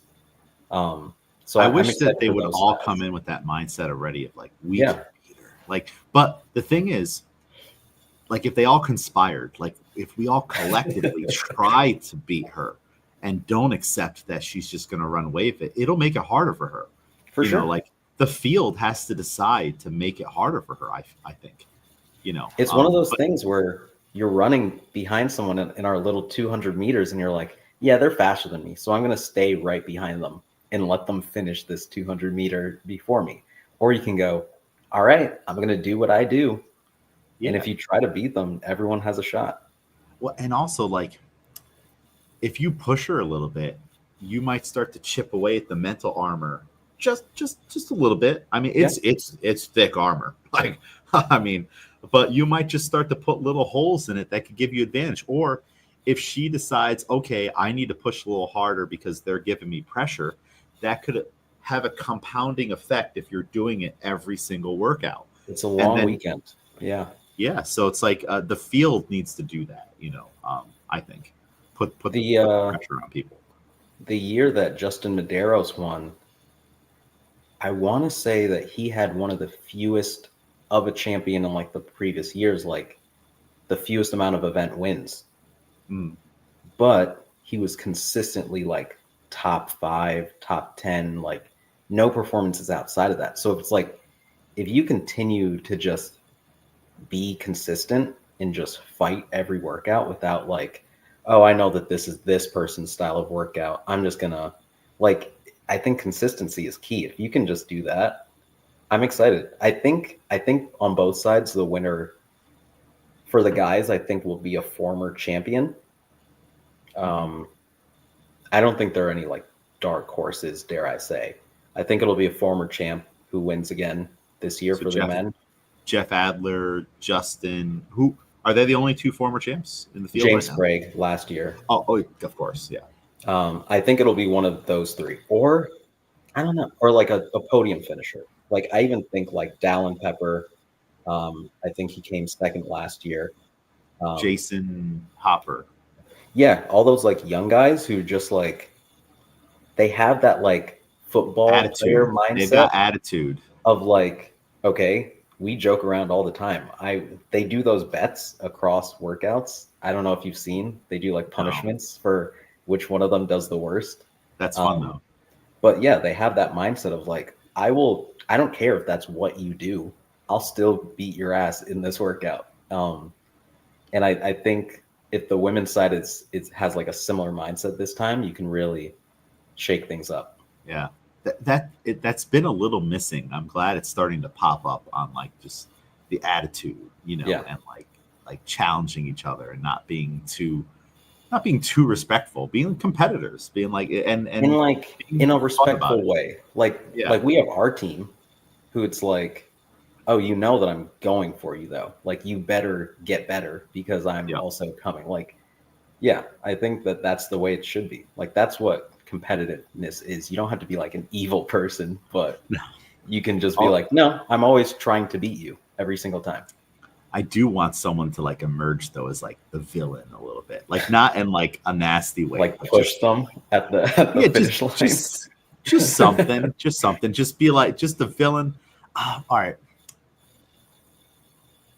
I feel like there've been like quote villains in like basketball and football and things like that where they're just like yeah, I'm gonna beat like just talk trash, but like it's like borderline, like I don't know, like it's hard to describe, on like Yeah. they're playing mental games. People, they're like Arnold in the back room at the Mr. Olympia, being like, "Oh, Miguel, you look small. You should do more curl." Like just just doing stuff, you know. I've heard that Jeff Adler does trash talk. He does? Okay. I Yeah. like that. Oh, didn't he because he trash talked Roman a little bit. Yeah. Yeah. Yeah. Well, and you see, I do remember this, and that like was a huge thing because like he Just was learn upset about it, but a few Russian phrases to really get in see, his head. there's nothing wrong with that. I like Yeah, that. genuinely. Let's go. Yeah. It doesn't need to be so prim and proper all the time. Like come on, like this is an important thing. This is Pass them on history. the This run. is Just big do like a title. little giggle as you look back. I think that'll be fun. Yeah. Point Yeah. at them and be like, "Heh." Yeah, I like that. Or just when they go to interview people, you know, just for someone to be like, yeah, I didn't think any of them were going to beat me anyways. Like this, you know, I'm really good at this, you know, Yeah. like just stuff like that where like, you know, they might hear that and be like, I can't believe Miguel said that, you know, like, and then, but you're setting the tone for the next event if that Yep. gets in their head like that. And then they can go on social media and blah, blah, blah, blah, blah, and complain about it. But you already got up here. And then you just keep beating them. Like that's what I want to see. I want to see someone just be real with it. Like, yeah, I knew I was going to win that event. Like my snatch technique is way better than these guys. You know, like I actually work on it, or it's just something like that. Like I want that. That's instantly my favorite person. Whoever decides to do that. So I do see they just posted a spectator schedule. Have you seen this? No. I guess you can do event 1 on Friday between 12 and 5 p.m. So they'll probably just do heats and signups. You get to row and run. Interesting. You know, so yeah, so people can do that at Jennings Landing. That's where they're doing the event, right? Jennings Landing. Yeah, yeah, and I've been there. I love how I live. I live here, and I cannot help anybody with Jennings Landing is like right under. If you're heading into downtown, you can take the exit right before. What was it? Albany Pump Station. I don't know how well you know downtown, but like if you're going down instead, Jennings Landing. I know where the beer garden is. Okay, that's a little bit okay. Yeah, but the water side essentially is Jennings Landing. If you're doing like one of the half marathons, the like Helderberg to Hudson one, it ends at Jennings Landing. That's where I think that's where Chris does a lot of his runs. If you know that like picture that he takes, that's Jennings Landing. Got it. Yeah. So yeah, people can go and do that, and that'll also be our workout on Thursday. You know, that people can do. Saturday, August 2nd, you can do a ruck race at Jennings Landing from between 5 and 9 a.m. 5 a.m. ruck race. But hey, get it done, and then you're off to the games. Like, Pete, I've had a lot of people reaching out. Hey, can I come in at 4 a.m., 5 a.m.? When's the gym open? Early as possible. Maybe not our community, but people out there, they start early. So you can do a ruck race. You can do a mayhem workout at Jennings Landing between 7 and 10 a.m. And then you can do that. It says event 1 again. So I'm assuming you can do the run if you didn't get in on Friday. You can do it again. August 3rd, they've got the Army fitness tests between 7 and 10 a.m. at Jennings Landing. And then they've got spectator workout. It says IE1, so I'm assuming that's event 1. Individual event. So maybe they're just running this thing all weekend. You can potentially, yeah. You know. So spectator workout. They've also got. So the whole schedule's out. 8 a.m. Jennings Landing. Then in the arena, 11:10 is when they're starting, I guess, other events. And then competition finishes at 5 p.m. 9 a.m. start on Saturday. 6 p.m. Finish on Saturday. Then they've got on Sunday 9 a.m. start, and which is good for our early morning classes, 8 and whatnot. And then 5:45 finish. And then they're also going to do a arm wrestling competition between 12:30 and 4:30 p.m. in the MVP arena. So yeah, and I think that might be anyone can join. So if you want to go out there, arm wrestling. Yeah. So cool. There's a lot going on. I'm pumped about it. But before we can do that, we have a meet on Sunday. Tomorrow. Oh my gosh. Oh gosh. Some people.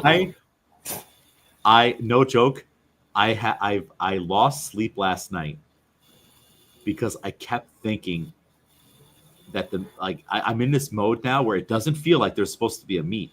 So I have this fear that I'm gonna wake up at like 10 a.m. just like because just being so tired from the week, I'm like, I finally got deep sleep.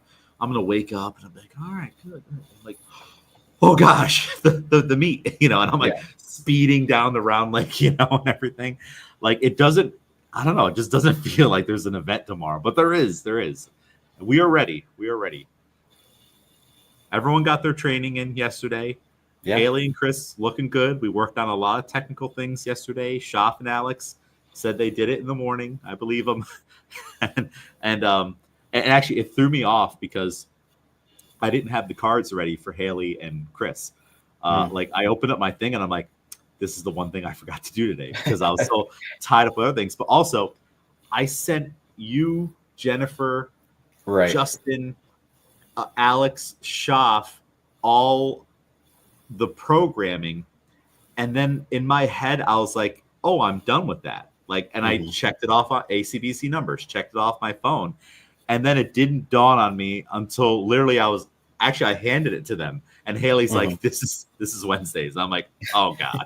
so I mean, I just did it on the board real quick. It took 2 seconds to do, but it in my head, I was like, I had already done that earlier in the day or the day before. So it threw me off because normally we don't have such a high volume of people I need to send the written form of it through text. But yeah, everyone's looking good. A lot of technical changes going on in the barbell club. It's time now, Miguel. It's time. I think so. Because we have spent the whole year building strength. The squats have gotten our torso strength, back strength, leg strength through the roof. And if you do the math on like where snatches and stuff should be, I didn't mention this number yesterday to Haley, but if you do the math on her back squat, 90 is the snatch. Like should be snatch 90. She can snatch 90. She is definitely strong enough to do it. We just have to break these barriers, and be put it back there, So now is the time that I'm seeing that you guys have developed strength, and in this little taper now, I'm like, I think we can do this now. Like a good example is I'm changing Jennifer's start position a little bit on the snatch, but especially on the clean to have the shins more vertical, hips a little higher, because we now have the ability to keep the back flat. Yeah, I've noticed that. Before we had to get in that deep squat, and you see a lot of lifters do this. They rock down because you can get the back set and start to pull. Because without the back set, we're so behind the 8 ball now. So like when you're coaching these things, sometimes you just have to lay down your sword. Like we'll deal with this later because there's so many things we have to work on.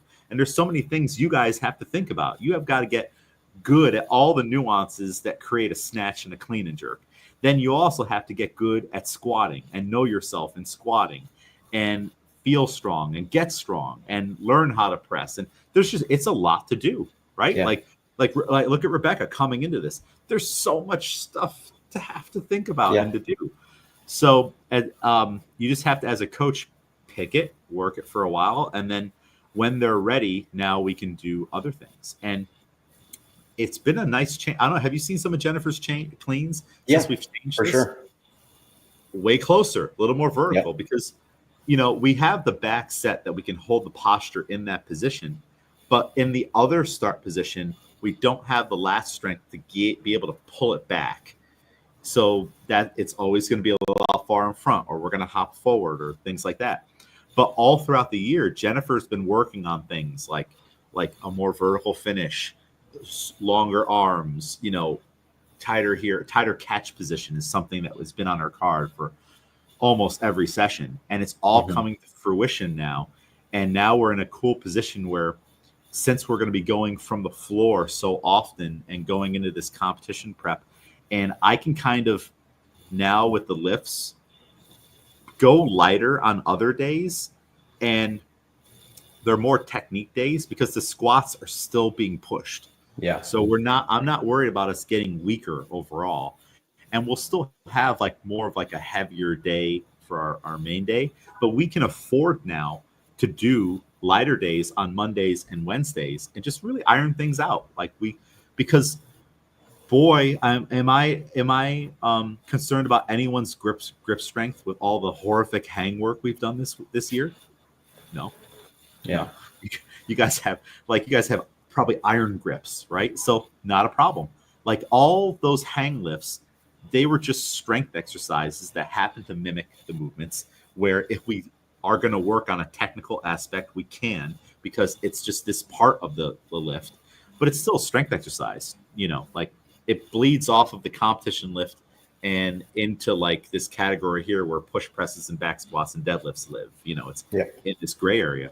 But now I think the strength work has been done. Now we just have to hold it and refine the technique. We got 8 weeks to do it or so to use that strength in better positions, and we can get into better positions because of all the other stuff we've done. It's this whole thing, right? And it's cool to see it come to fruition, and also any experiments that we've been working on, we can be like, all right, let Alex play around with a wider grip. I don't even know where that came from. I don't remember being that could.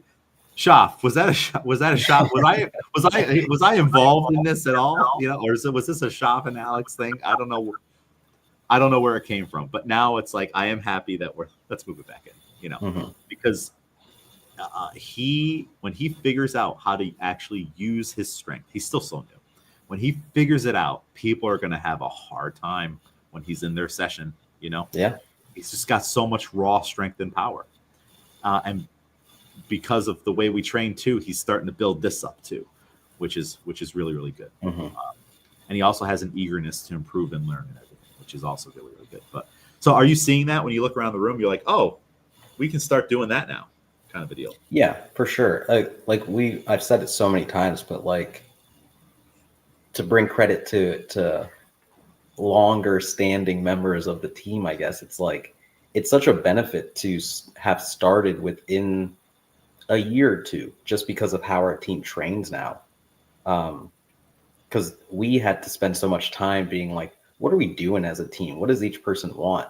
Now, when you join the team, you're like, this is what we do. So it's a little bit easier, I think, to get into that mindset of like, oh, everyone's getting better. I have to get better. I want to figure this out. I want to like compete and feel good about competing and, really strive for numbers. So yeah, for sure. And you guys know each other's technique so well because you're watching it 3 times a week, Yeah. And training with each other, and you can see those subtle improvements, like Haley last night, we were working like earlier in the year, we had like a run when we were doing like mid-thigh doubles and stuff right around the regional where she was really get back on the heels and keep heels down and was crushing lifts. And then we had some back things pop up, which things start to move forward. But now I'm trying to encourage her, let's return back to the heels. And we were doing that last night, and we had a lot of great cleans. Like they're lighter cleans, but that's what I want you guys to do. I want you guys to tee off on these lighter weights and like start to refine and be comfortable with your positioning. And it's hard because it just gets a little bit heavier. It's not hard because of a drill we're doing, Yeah. So having her go back to the heels on her jerk too, like, hey, we're getting a little too toesy. Let's get it back there. Chris, having him lock in his shoulders now, like, and control his pull. Because as the weight gets heavier, he starts to try to speed things up right away. And it's like, all right, well, the tempo's faster, fastest. If you start with fastest, we have nowhere else to go. And also, you don't have the experience to control that. When it's around your knees starting at fastest, we're a runaway car or train, and whatever happens. So just having him slow things down, and then we were practicing on pushing through the pinkies, and he's catching some snatches, 65 kilos, where this doesn't move. Yeah, it's locked in, and he catches it right here, and it's like, oh, that feels different but also it's like before there's just so many things. He's got long legs. let's figure out how to navigate those. Let's start to Mhm. get you strong and confident and iron out some of the things you're bringing in from CrossFit and all these things. And now we can start to make these little tweaks. Yeah. So I'm excited about it. We got a meet coming up tomorrow. Like we said, good luck to Rebecca and Haley. So they'll be lifting in the first session. And then Shaf, Chris, and Alex are lifting in the second session. So that'll be fun. We'll see our friends from Avitas and anyone else popping in. And we're going in hard, winning, gunning for podiums, medals, testing things out. I will be there standing with my arms crossed in my classic coaching position, looking around, looking like I'm doing important work. I'll be mean mugging people. Yep. I'll be adding weight to some barbells every now and then. Sometimes I'll forget. Sometimes I will load the incorrect weight.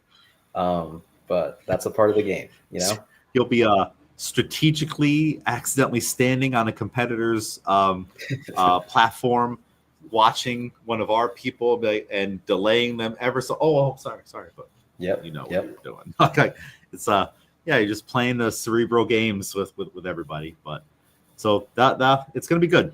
It's always fun to hang out with our. I feel like we have so many like sister gyms, that we're really close with. Like, of course, even crew. now, because of the regional, and I think too when we do Shatter Slam, there are going to be a couple more. Like I just saw a post from Outcast Athletics. The owner of that gym is who won best lifter at the regional, and I had like forgotten because I remember I thought that I was a shoo-in for best lifter, and then he was in that last session and he made that last clean and jerk, and I was like, never mind. But he was so fun and so cool that I was like, all right, fine. So yeah, it's fun like meeting those people across meets and then seeing them again, and so that'll be fun too. I'm becoming slightly more social. I'm not at Schaff levels yet, but I'm becoming slightly more social at these. Someone's got to. Someone's got to. And you'll probably get at least how many Miguel you're not doing this do you think you're gonna get? Like all of them. yeah. They're Owen's like, gonna ask you, Sam's gonna ask you, Alyssa's gonna ask you, Jean's gonna ask you, Brett's gonna give you some crap about, like, everybody's gonna be like, they should just get on the microphone. Everybody, we are all wondering the same thing. Why is Miguel not lifting? Do we want to take a vote? Let's let him hop in right now. And you're like, I'm like, the singlet is in the car. There you go. Yeah. Rebecca's got her singlet on her every day. I love it. It's in her bag. Why not? Yeah. You can fold those up pretty compact. Yeah. It's so awesome. It's awesome the way that she's like adapted into the team. It's always interesting when people come in, you see who folds into the culture and who's just like, this ain't for me, and they leave. I feel like the guy from Japan would have been a member instantaneously, like he was pretty cool. And I knew how it was going to go because it was also a max out week, and the way that Schaff had been training leading up, I was like, oh, he's going to like this because Schaff is going to, as soon as I heard his numbers, I was like, oh, and Schaff's been pushing. So we know what Schaff's numbers are, but I also knew that Schaff was going to PR everything. Yep. So, and I was like, ooh, we got it. Because it took him a while to kind of like figure out, like, I was like, what are your numbers? And like, I couldn't quite get like the most clear. Because that's tough to say also, because you don't want to be like, I don't want to give them my best numbers and then underperform. Yeah. But once I had a ballpark idea, I'm like, selfishly, what I want now is for you to lift with Schaff. Yeah. Because you'll push each other. So that was great to get them on the same bar, and they had very similar abilities. Schaff slightly outlifted him a little bit, which is cool. I mean, kind of technically the first member of the team to beat an international lifter in training. I believe Frank has done it at the America's Cup. If there were international lifters in the session, I don't know. And they were different weight classes, but Yeah. So, so that was just kind of like a little cool thing, and it was, it was fun to be able to take him out to for Mexican food, And he and told Chris that he jerks too slow, and that yeah, was fun. That was a yeah. fun conversation. It was. I wrote down a bunch of notes that I thought was pretty cool. He called the programming because he wanted to know about what we do, and he Hmm. kept calling it the menu, and I'm like, oh, I like that so much. Yeah. It's on the menu, a new special today. Like, so he kept calling it the menu. And then he was telling me that his coach doesn't let them see or know what the workouts will be. And he likes that you guys know. Like I Yeah. told him, I'm like, we do the same thing on all these days. I outlined what we do and how we train. And he's like, I like that. I wish we did that, Hmm. because that way he would be able to mentally prepare what he's going to be able to do. So I guess they don't do that there. He loved the athlete cards. He's like, it was really good to be able to reflect Yeah. on the lifting, and he filled it all out. Yeah. I didn't even really tell him what to do, but he sat there. He gave ratings for everything. He filled it all out. So he was all into that. So I thought that was pretty cool. Um, the barbells was a difficult part for him Hmm. because he's using a much more apparently expensive calibrated bar at his gym, and even you guys' Rogue bars are still not like 100% authentic weightlifting Yeah. bars. Yeah. They're like still like a CrossFit hybrid. So he was struggling that he didn't have enough width. Hmm. And the thing is, you need a certain amount of weight on the bar for it to actually oscillate. Yeah. And you guys they weren't lifting enough weight to actually have that happen. But I think there's still a little bit of it that you can Yeah. squeeze out if you produce it. And I think too the spin on the bar was throwing him off Yeah. because a lot of his snatches he would get to like right here Yeah. and stop. And I'm like, you gotta crank. Yeah. That's What where I you a lot of don't the have that notes elbow pain yet. You got to get that elbow pain by cranking through the end range of the bar. a lot of Oh, your notes that you were telling him that I also, because I was telling him um the YouTube channel that I watch, where I've told you and I've said on the podcast, there are a few like younger lifters from Japan that I've been watching. mhm. So I know a lot about like their technique as well, because they have a very specific style. And a lot of the things that you were telling him, I was like, yeah, a lot of their lifters don't do that because Yep. of the way that their bars work and just like regional stuff of like how they do it. But you were like, yeah, you're waiting for the bar to do this. You have to do it in order for the bar to get to this point. You could definitely tell that he's just not used to like, Yeah. and a And lot of that things are was, very American. We are a very like I would even say like the hip clean, like that we do every now and then. That is a purely American thing. Like yeah, I it's can see very that. like football playery type style that it's just American, that a lot of Henley these step people, one. yeah, like don't have the knowledge of, so that those things like translate where it's like, no, we're used to that like last second finish with like the throwing it there, and it was interesting to watch that. Well, and also like as Americans, I think we're more upper body dominant. Hmm. And we've talked about this on the podcast before, or I talked about it on the podcast with my friend Lester from Australia. And at his seminar, he talks about how your Western countries, Caucasian people are typically more upper body pulley with the arms. Look Yeah. at Klokov, and if you look at the Russian training, they do so many weighted high pulls and Yeah. everything, and they're just built up here. But if you look in the Asian countries, more dominant with the legs. They got these giant Yeah, his quads. legs were insane. They were They were beefy. huge. And his upper body, not as much. He was still Yeah. Yeah. built, but not as much. So it was just interesting to see that. And then like on his jerks, I was trying to communicate with him. I'm like, you got to use more of your legs, Yeah. because like normally he'd have the bar and it would go down, and he would ride it probably to about here and then drop Yep. under it and not press it. We were talking about this yesterday in training, how you want to move your feet and you drive the bar, and then you block it from going down any further. But you also don't push it higher, because now that's going to create a lot of issues. The best jerks you've probably done, you felt that, where it's like the bar was here and you just went right underneath it. But so many people, especially from a CrossFit background, are just used to pushing everything up or pulling it, and they don't work with the bar. But I was trying to tell him, like, you're going to have to use more legs, you know. So that was pretty much where I left it with him, because, okay, he's not my athlete. He's visiting for a very short time. I want to spend more time with you guys, but also I don't want to neglect him at all. I would give him a little bit of attention. So I would that was my game plan. I'm like, I see what the obvious issue is here, so I'll just approach that and just let him know he's doing that. And then also, he has that technique where he starts so far away from the bar and it comes back into him. And I was just noticing, as it got heavier, it was further and further away from him.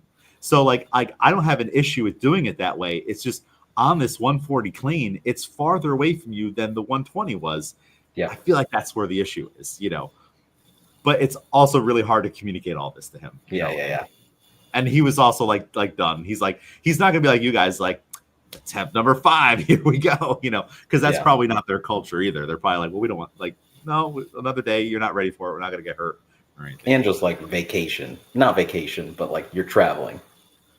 Yeah. I guess he caught on, but also it's like he is on vacation and popping around the gyms doing vacation lifting, and we're maxing out today and Friday, you know, and doing squats and stuff like that. But he got a dinosaur. He did hit a PR, so we do have an international dinosaur in Japan right now floating around, so it's pretty fun. And Shop and Alex are going to pop up and sleep on his lawn eventually, or something like that. Because I love how we were. It's funny. It's like we're joking around, like people going to visit him and stuff, but also like we're also kind of not joking. Like he may think we're joking. No. But like I said earlier, I mean, with all the international and different people coming around the gym, like I'm totally into like, oh, I know where you train. There is a good chance, however long it may take, but you might see me at your gym in the next couple of years. Who knows?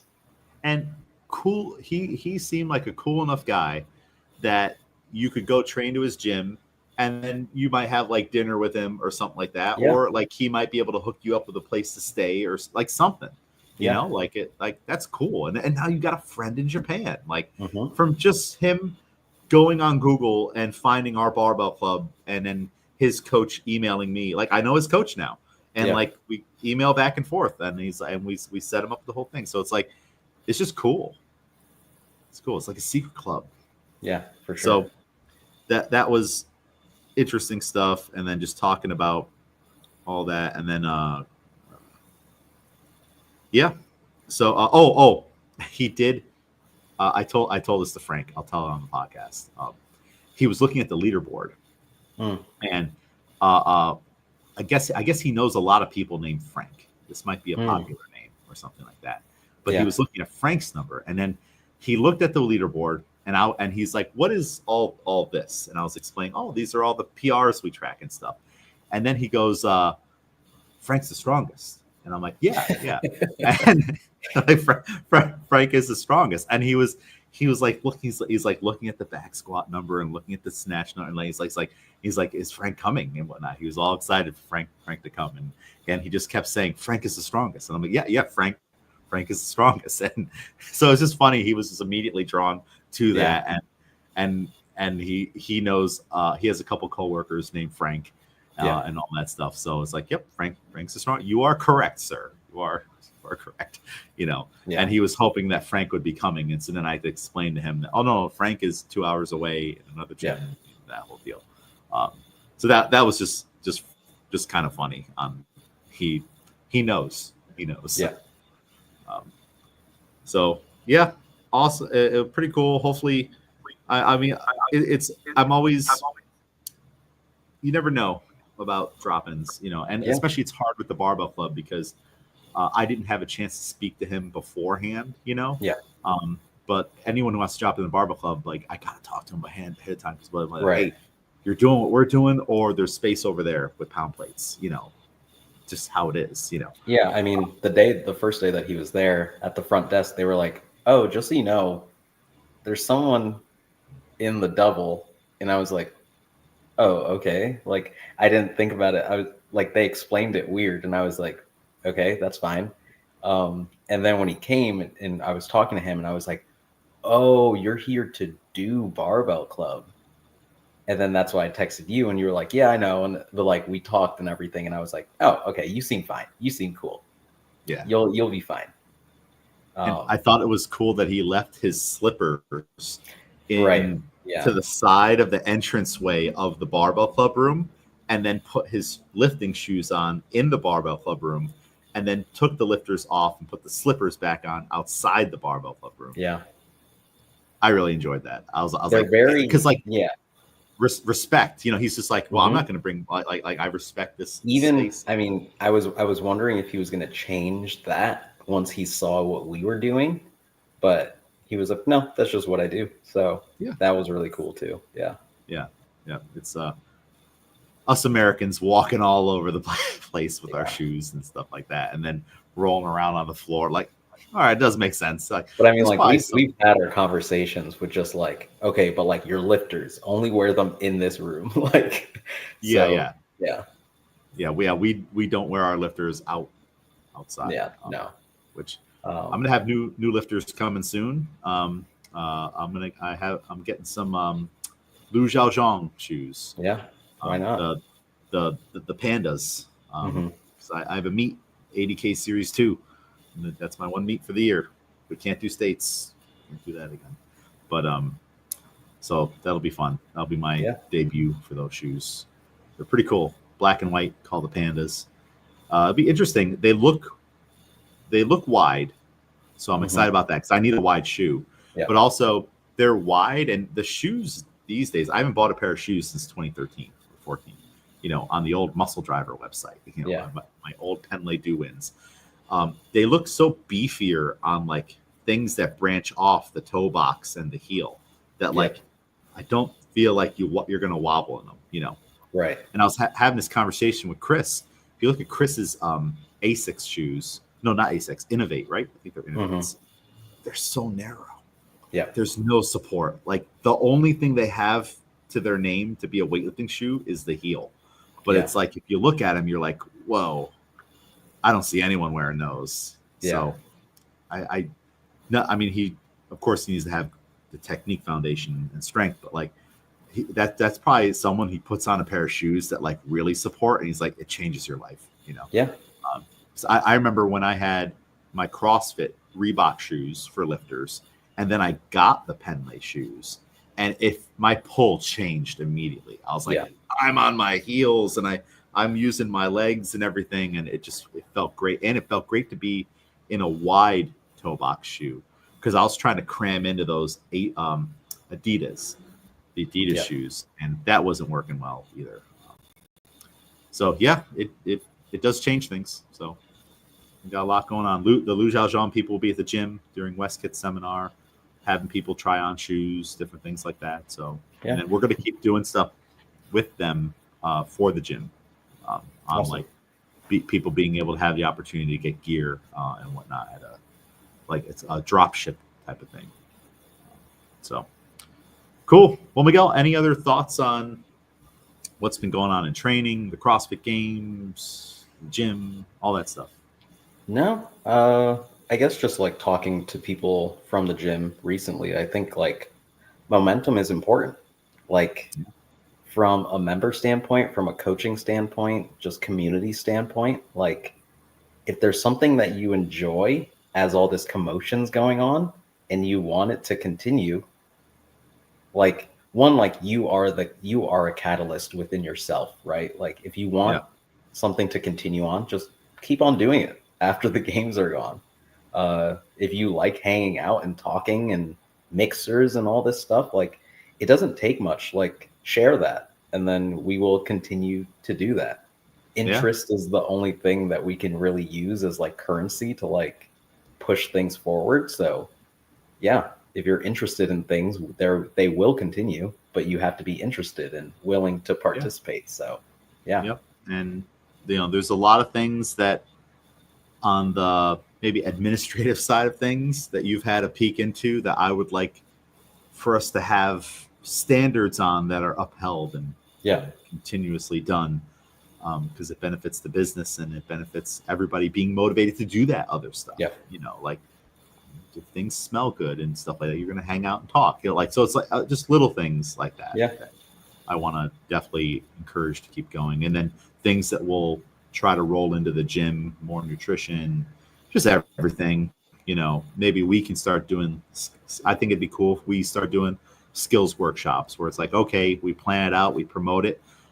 It's not a guest coach, but it's Miguel working on handstand skills. Like, who's going to come on Saturday with Miguel and put the promos out there and the emails and get people to sign up. And I think that we can do stuff like that, and like we'll get box jumps going. Yeah, box jumps with Miguel. I've been thinking. It's been a while since I've done a high box jump, so I think I want to start playing around with that again. Yeah, like there's a million things we can do. We just so I'm using this as a way to like we're pumping some life into the gym a little bit, and we'll keep it going. Yeah, keep it going. We'll have fun with it. So awesome. Yeah, I'm excited. It's gonna be a busy week. It's gonna be a fun week. A lot's going on, and then next time we'll talk about all of our experiences. I don't imagine we'll be on next week. No shot. Yeah, no shot. So we'll have another off week. There will be a lot of podcasts and live streaming stuff going on at the gym that isn't fully solidified, but kind of is, kind of isn't. There will certainly be some interviews going on, which I need to talk to you more about that, because Gym Reapers wants to interview you and stuff like that. And they on their Instagram page, I don't know if you've seen any of their gym interviews. Yeah. That's what they want to do. So that's how they'll produce it. So there's going to be a lot of opportunities to do cool stuff like that, Yeah. And so we'll have an off week next week, but then when we're back, we'll have so many stories to talk about. Sure. Like, can you believe what happened at the party? Oh my gosh, like don't let me forget. Roscoe was drunk, I don't know. Don't let me forget. I need to bring the camera around. Oh yeah. Yep. It's in my car currently because I just want to have it on hand all the time. Because the goal is next time I develop film to fill up our bulletin board with even more recent photos. And we can take off old photos. We take them off. Yeah. I mean, as we fill up, that'll be the next thing, I think. Yeah. No, I will remind you, I'll be hitting social media hard, because this weekend we have on our YouTube page for Albany CrossFit, we have a lot of really, really old videos from like the sectionals and regionals was here and stuff. So I would like just to rip those and post them to Instagram, just as like a cool thing to put out, like, hey, the games is going on, and just so you know, this parking lot, James Hobart and Jason Kalipa and other people were here doing box jumps and stuff, just kind of cool things. And then also, in addition to helping with the desk and other things, I'll be taking pictures and stuff of all these classes and videos and posting them up. So that's one of the things I'll be spending my time doing. So yeah, it'll be good. Cool. All right. Well, Miguel, where can people follow you? On Instagram at Couldn't Be Miguel. Couldn't Be Miguel. Follow me, James A. McDermott. Follow Albany CrossFit Barbell Club. Like I said, going to be going on there. And we will talk to you all again soon. Later. Yeah. Thank you.